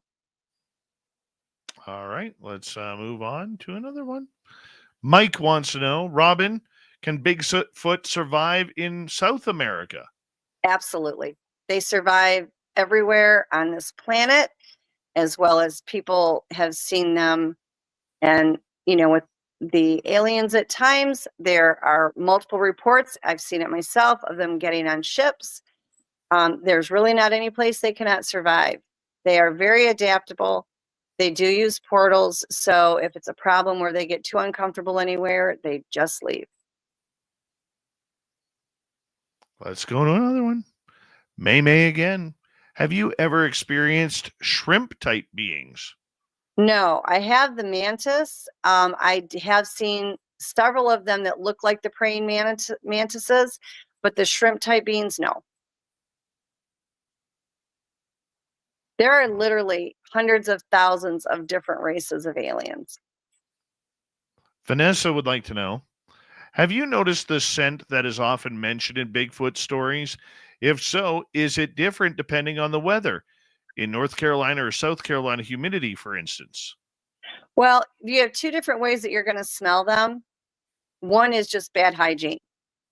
There are some that I've been around that just absolutely reek, and it's because of poor hygiene. They've got feces and mud and everything else matted all over them. There are others that are very clean, and you might smell a low, like a little bit of an earthy smell to them, but nothing bad. The other way is they can project smells, whether it's to warn you to get away, whether it's just because they like it. I mean, there's a lot of females that when pregnant, they will have the smell of flowers, or they'll rub flowers all over them. There's been several times that people have said they smelled like coffee, like they had coffee out there. I've been out in the woods before and been perfectly fine, and all of a sudden I've smelled different smells out of nowhere. We have a male that comes here every once in a great while. He loves the smell of skunk. I think he does it because that way, nobody's going to pick up him. And he will smell like skunk odor, and it's absolutely horrific. As far as with the humidity from North Carolina and South Carolina, I haven't noticed that it's, for myself personally, and the ones that I've interacted with, it hasn't seemed to make a difference. Do I think it would? I do, actually. I think for the ones that have poor hygiene, or that when it's really warm and humid, They go down and they get in the swamps. We have a swamp not far from our house, and a lot of them will go down there, and other people besides myself has seen them down there. And I would think that that would make it, make a different smell and be a little bit stronger. But I've not had that experience with them. But do I think it would? Yes, I do. All right, let's continue on. Let's go to Christine. Robin, can you put a field or a shield around yourself to keep away these zaps? When you do the energy work, yes, you can. But I will be very honest with you, and this is what I tell all my clients that I work with when I teach them how to do this. You can put the energy field around you. I mean, you're taking the energy and frequency that you build up in your own body and you're pushing it out around you, which is exactly what the Sasquatch and the other cryptids do. They are at a much higher frequency than we will ever hope to be. The nice thing about that shield is anything negative cannot physically touch you through it. It's almost like being zapped, like from a hot wire fence, but they can still project things. Okay, anything good can get and physically touch you or get through it at any time. So if they're not mean, if they're not bad intended, but they're protecting themselves, whether or not you would get zapped, I don't know. I don't think that you would, but it's possible. But I always tell everybody, no matter how good we are at the force fields and at the energy fields, and we can protect ourselves, we can do a lot of things. We can change the energy and frequency around us and we can make it better. We don't know everything that's out there. We just don't. And while there's a strong probability that you can protect yourself this way, and I've done it for years, always have, and I've taught other people too, and they've had success with it, we don't know everything that's out there. To say that nothing will ever be able to get through of it is egotistic and pompous. And the one thing that does not work in this field of research is ego. So I always tell everybody, do what you're supposed to do. I've taught them how to do it. They know what they're doing. They're very good at what they're doing. They have had success with it. They are not getting zapped. They are not having entities attached to them.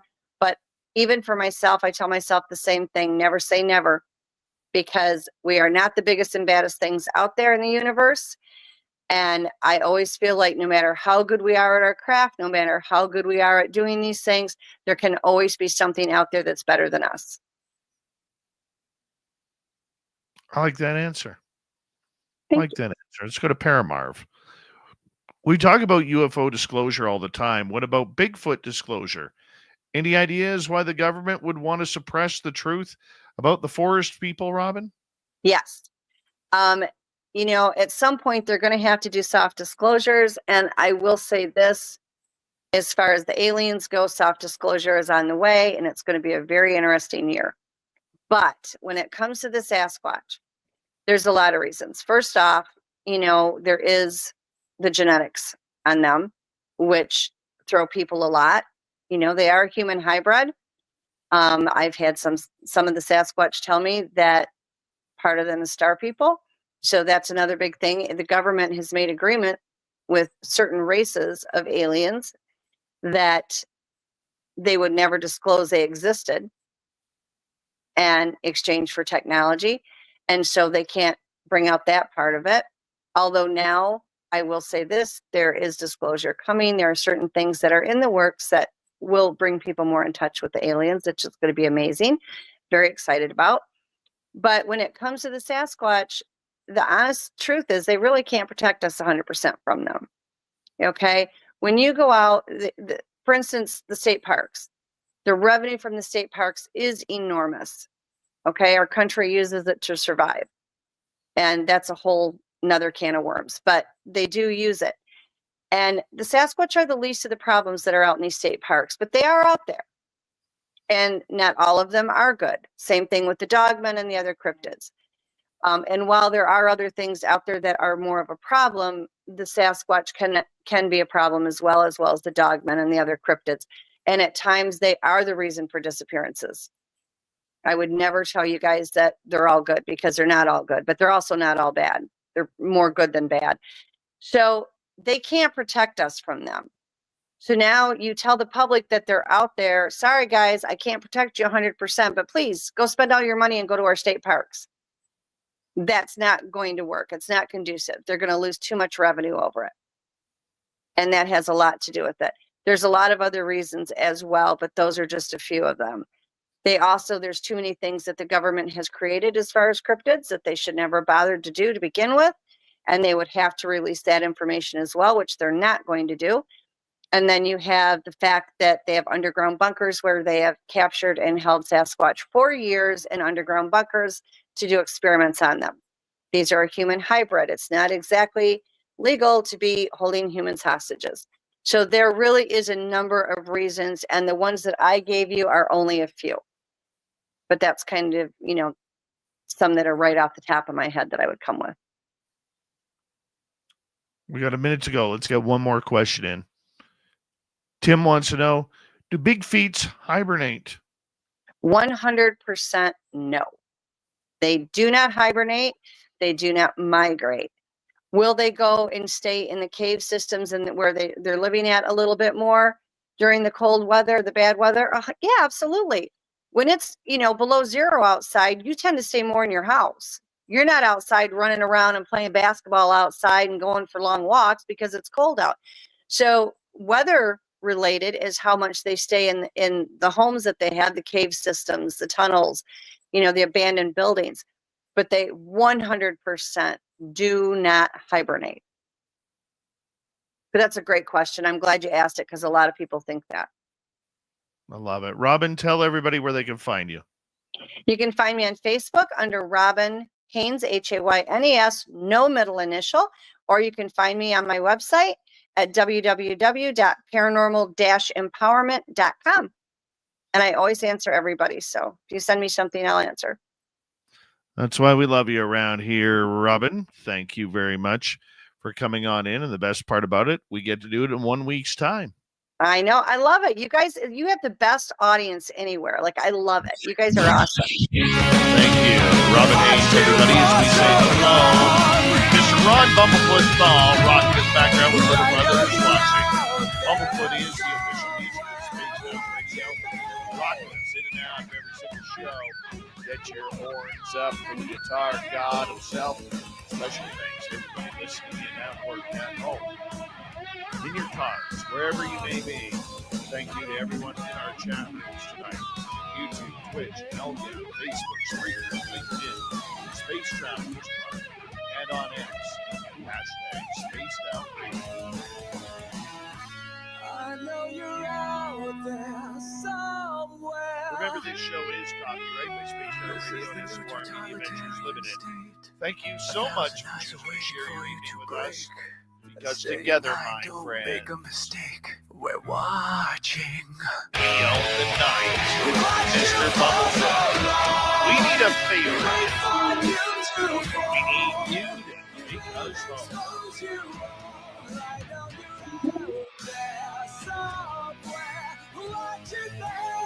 Yes, the Woo Train has docked for the night, but soon, my friends, we shall ride again. Seats are always available. Your tickets never expire. And if you want to bring a friend, be down here. Good night, everybody.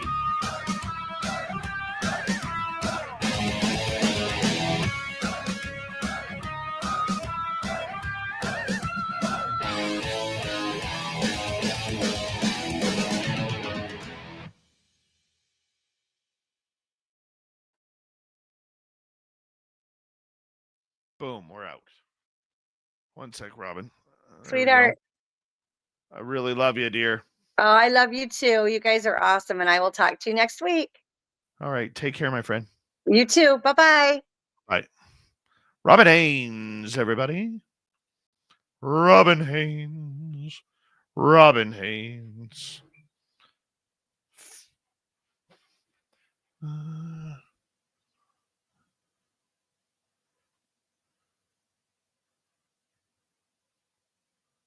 I don't know what the hell that is. Okay.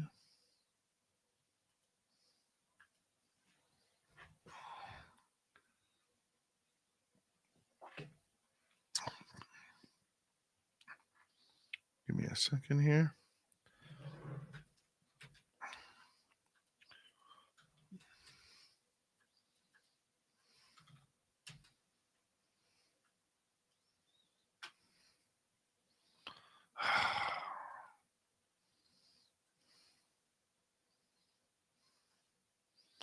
Sign in.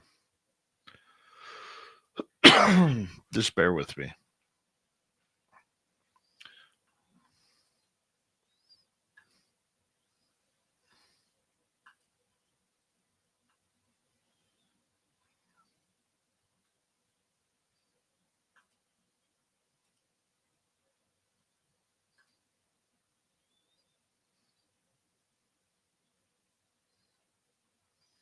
There we go.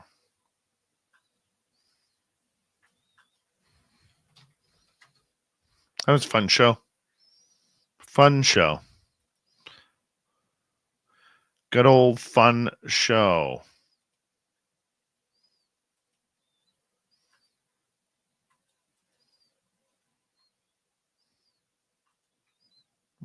Bear with me.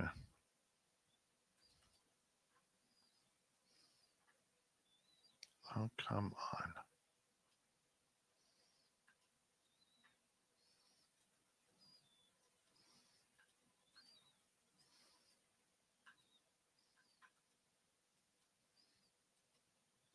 All right.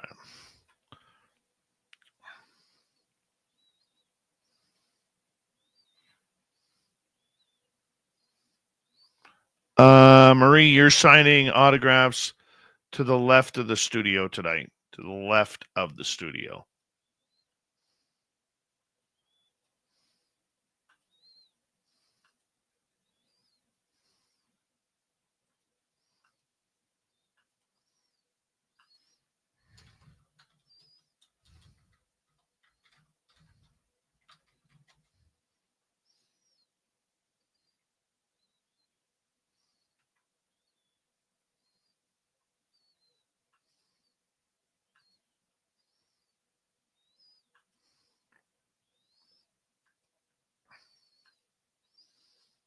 All right, we're going to have a little fun here. Without being perverted, what is your strange addiction to videos on YouTube? I'll tell you mine. I watch to relax. I watch chiropractic videos. And there is this British guy or Scottish guy who trims cow hooves. He's really fun to watch. And I like watching puzzles being solved, like really hard puzzle, not like 1,000-piece puzzles, but like how do you put it? The hell did I just do? Copy. I like watching those.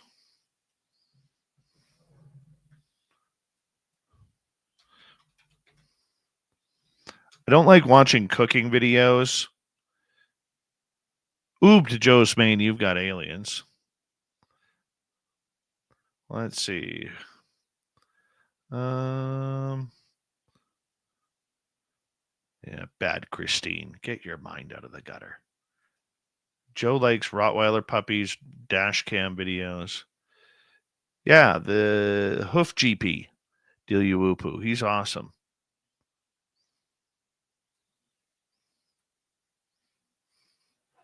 Notice it's all the ladies who are like, what? Without being perverted?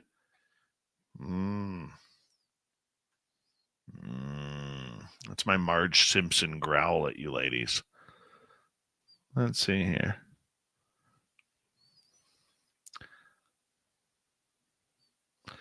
Yeah, shiatsu or massage videos are hugely relaxing, Christine. Hugely.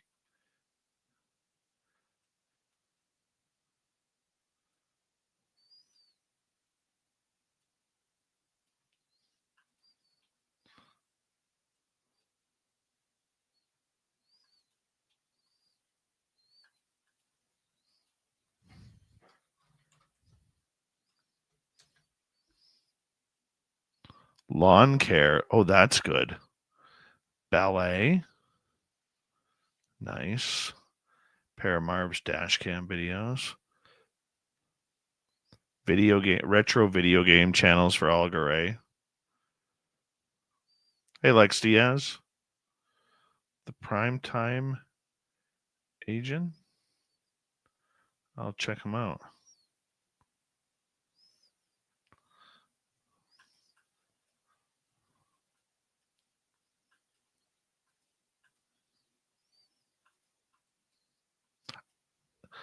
There is this really, there's two guys that I really like. Hi, attorney to the aliens. How you doing? Two guys I really like. There's this Turkish barber. He's got like one of the best mustaches you've ever seen. Latchkey, how you doing? Hydraulic press videos are good. No, not at all, bombshell. Let's see here. There's this Turkish barber. He just, I would love to get a haircut from this guy. Totally love to get a haircut from this guy. And then there's this other guy, this Indian gentleman. He goes by Asim Barber. And he does like all these weird like massage and cracking things. And the guy is so entertaining just watching his facial expressions. Love watching him.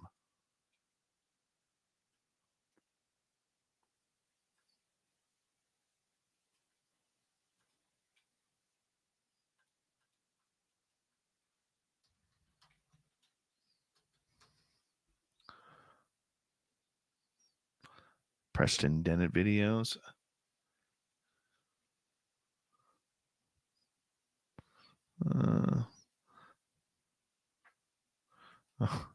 Dave Scott, I thought of you today. Went to Costco and it was jam-packed and people had that Black Friday look upon them there. And I nearly got my cart banged. Damn it, man. Get ready. Friday, America. It's right around the corner. Don't mess around. Okay?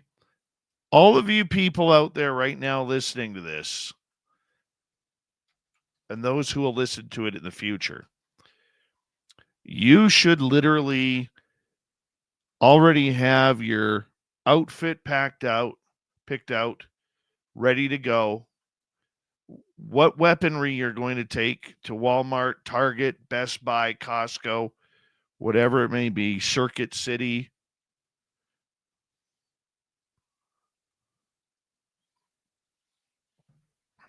Pilot debrief is good, JAF. Chris Jarvis, how you doing?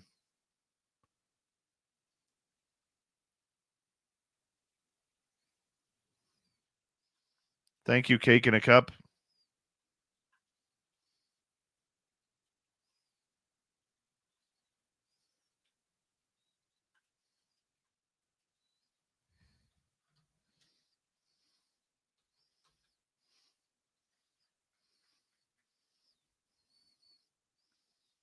Oh yeah, don't.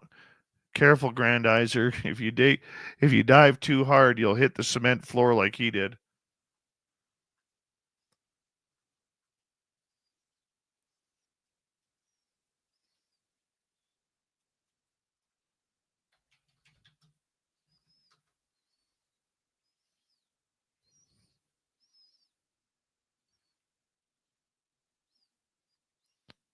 Okay, I want to see you people out there.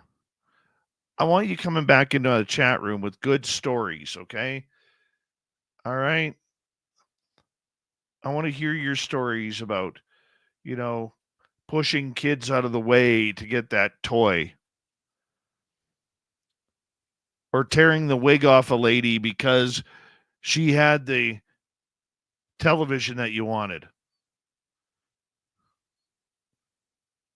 That's what we need more of. Let's get to it, America. We've screwed around for too many years here.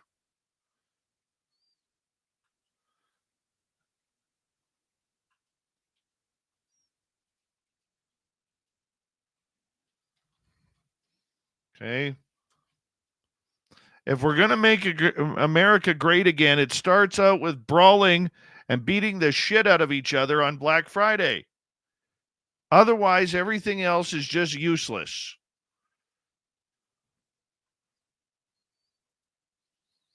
And the rest of the world, like us Canadians, we need to see it. Get it on your social media. You should be going live.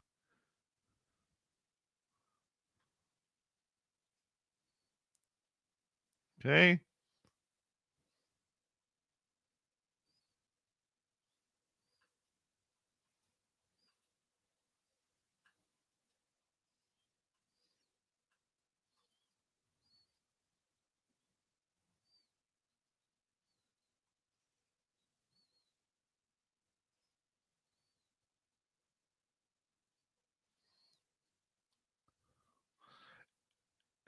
If none of you have a baseball bat with barbed wire wrapped around it right now, prepared for Friday, shame on you. Shame on you if you don't. That's on you people, not me.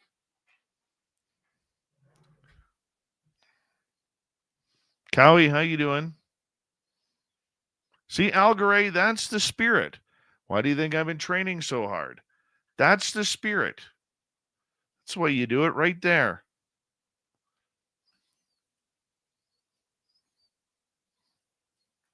If you aren't prepared to go in with full force thuggery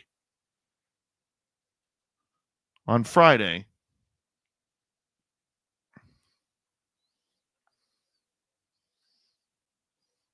and Richard Kuklinski your way through the toy aisle, the electronics section, and everything like that, then that's a disappointing day. And don't give me this shop online crap. I'm begging and pleading with you people. Get out there and beat the living tar out of some people, because that TV, that electric mixer, that surround sound, that virtual reality gaming system, the PS5, they all need to be had for Christmas.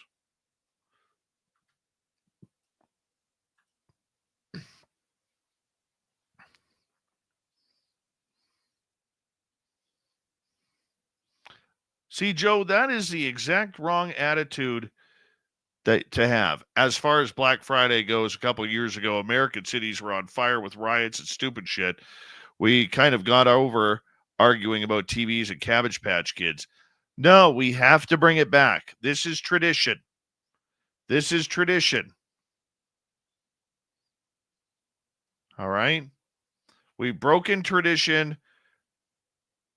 due to the Earth shutdown, as well as Amazon becoming more popular with delivery. Okay? Good Canadian Kid Bomber. You could do better than that. We've been getting the last few years. We know you have it in you. See, people like Bomber and myself, we believe in you, America. We believe in you.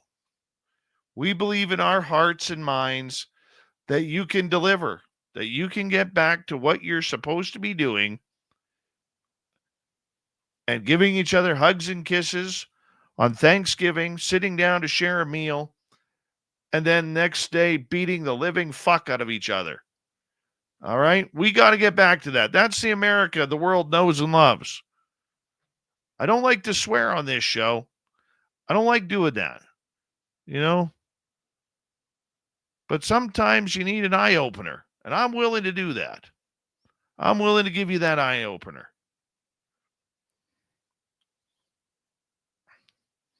Okay? If some of you ladies out there got to go full on Karen in the Walmart or Target, by God, do it.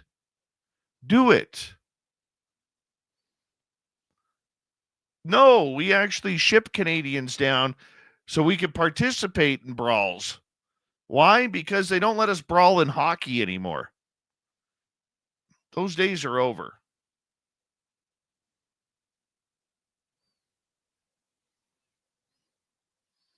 That's right.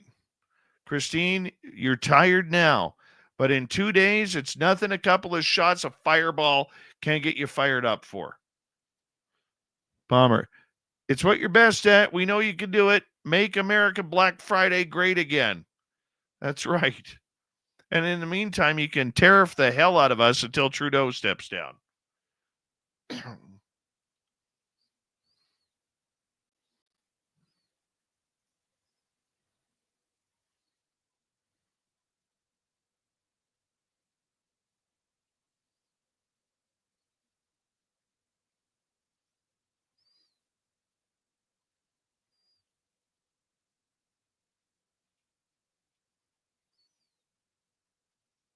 Oh, hockey brawls are fun. I participated in a couple of them. They're fun. Nobody gets hurt. It's all good.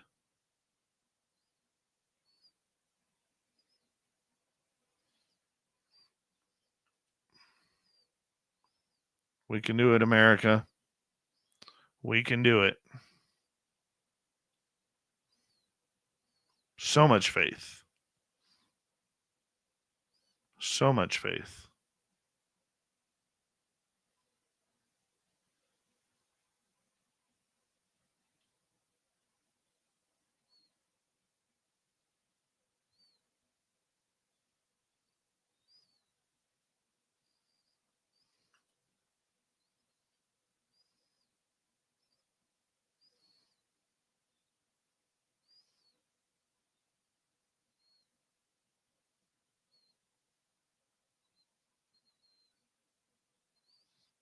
Operation Shutdown, it is my pleasure to have faith in the USA.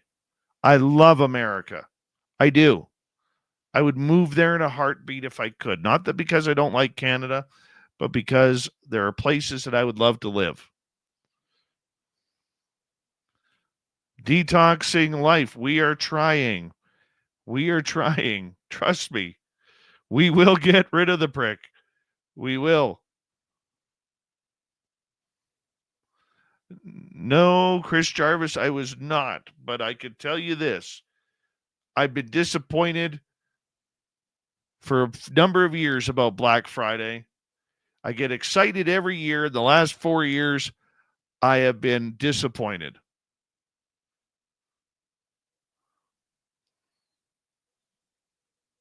Joe, you go get that Klondike bar on Friday. I don't care if it's at a gas station.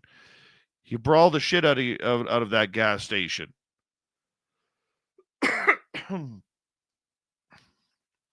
Dirty Filth found Jeff today. No, he's been on a couple of times.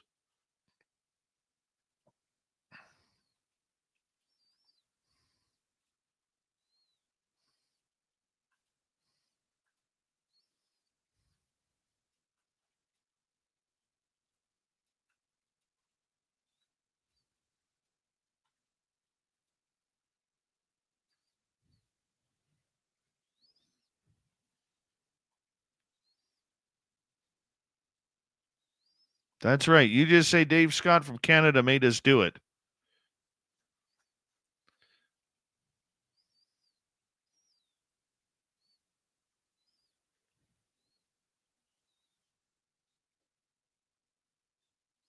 Chris, then you start punching for real. Okay, there's TVs at stake, PS5s at stake, surround sound systems, VR games at stake. iPhone 16 just came out. There's a lot of reason to brawl this year, people. A lot of reason to brawl. Okay? If you aren't walking into the store dressed up like you're ready for the purge, then I'm going to be disappointed in you all.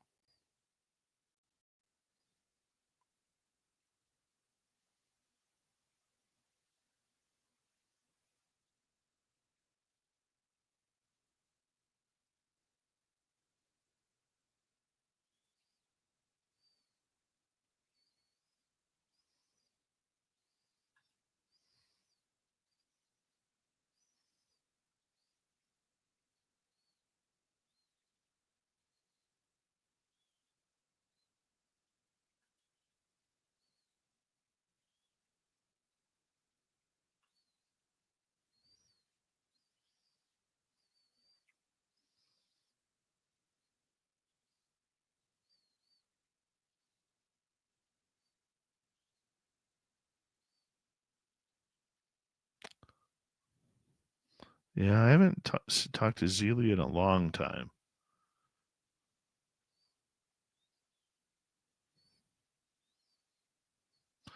Marie, please don't tease me like this. Don't tease me.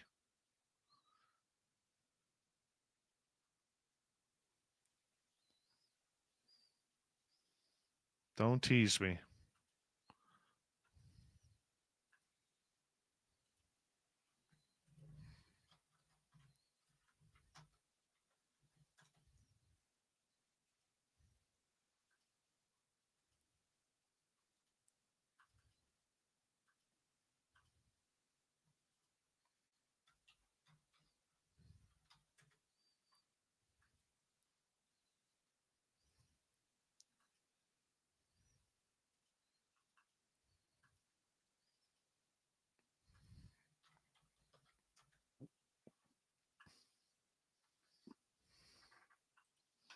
Do better, America.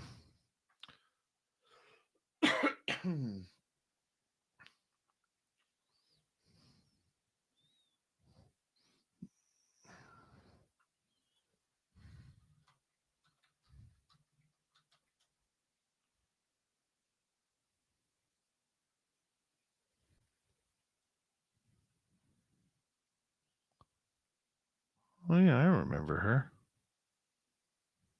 I liked her. She was fun.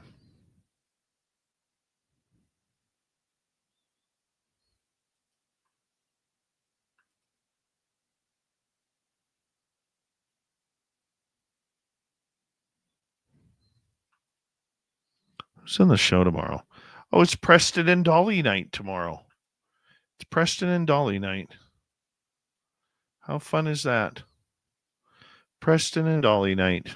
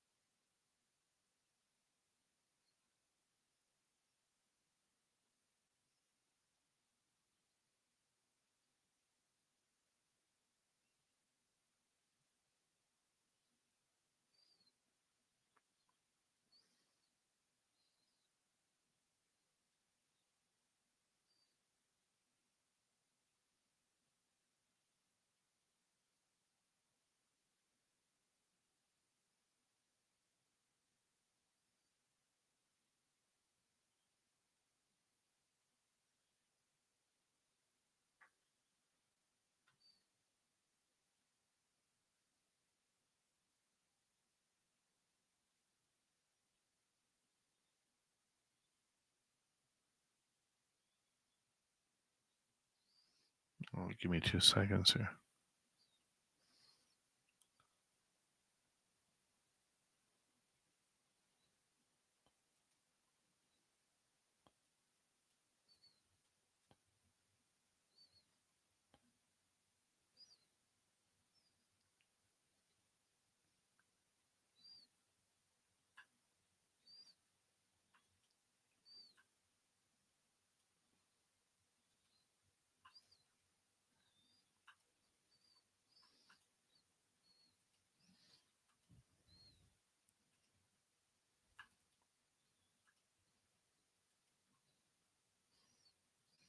Going to be checking every night here. Make sure that you guys have your things ready. Dave, what does Canada do on Thanksgiving? We go fishing, we go hunting, and we eat turkey. Then we drink beer and go to bed.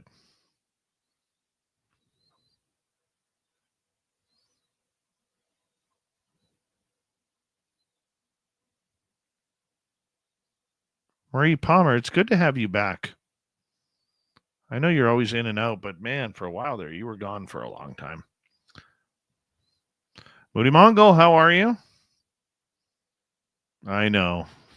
I feel bad about the swamp dweller thing.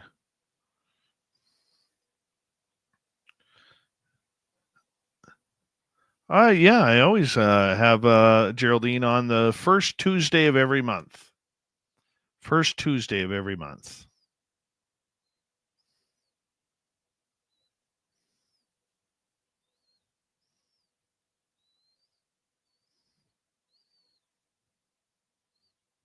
Tripping and holding. No kneeing. Grandizer, no kneeing. Charging sucks. Boarding's a questionable call. Contact to the head. Cross-checking, yeah. If it's below the head, that's fine. Elbowing, sometimes you got to do it. Slashing, got to get a guy's attention. Roughing, don't piss me off. Obstruction, yeah, obstruction's a bullshit call.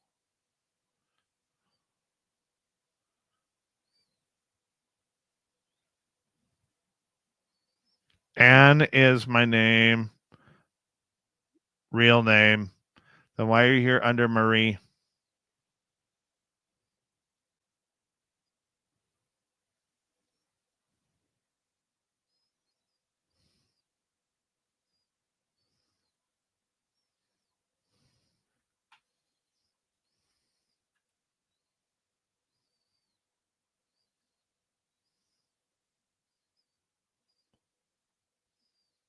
All right, everybody.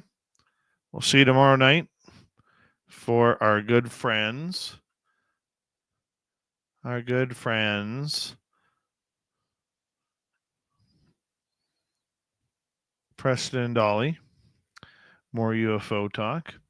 Thank you tonight to Richard Times 2, Deborah Rooney, Scott, Mel WD40, Ozzy Simon, and Search and Destroy. Greatly appreciate it. If you're new here, don't forget to hit subscribe, ring that bell. We love having fun with you guys each and every night. And don't forget you can download us for free. We'll talk soon. See you tomorrow night, everybody.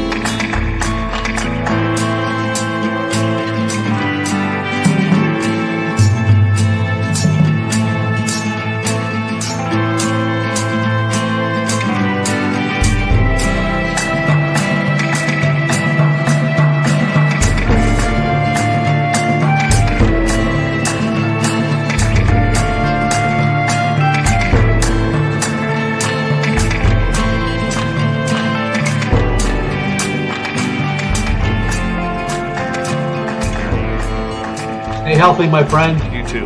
You need bail money, give me a call. Always, Dad. Take care. You too.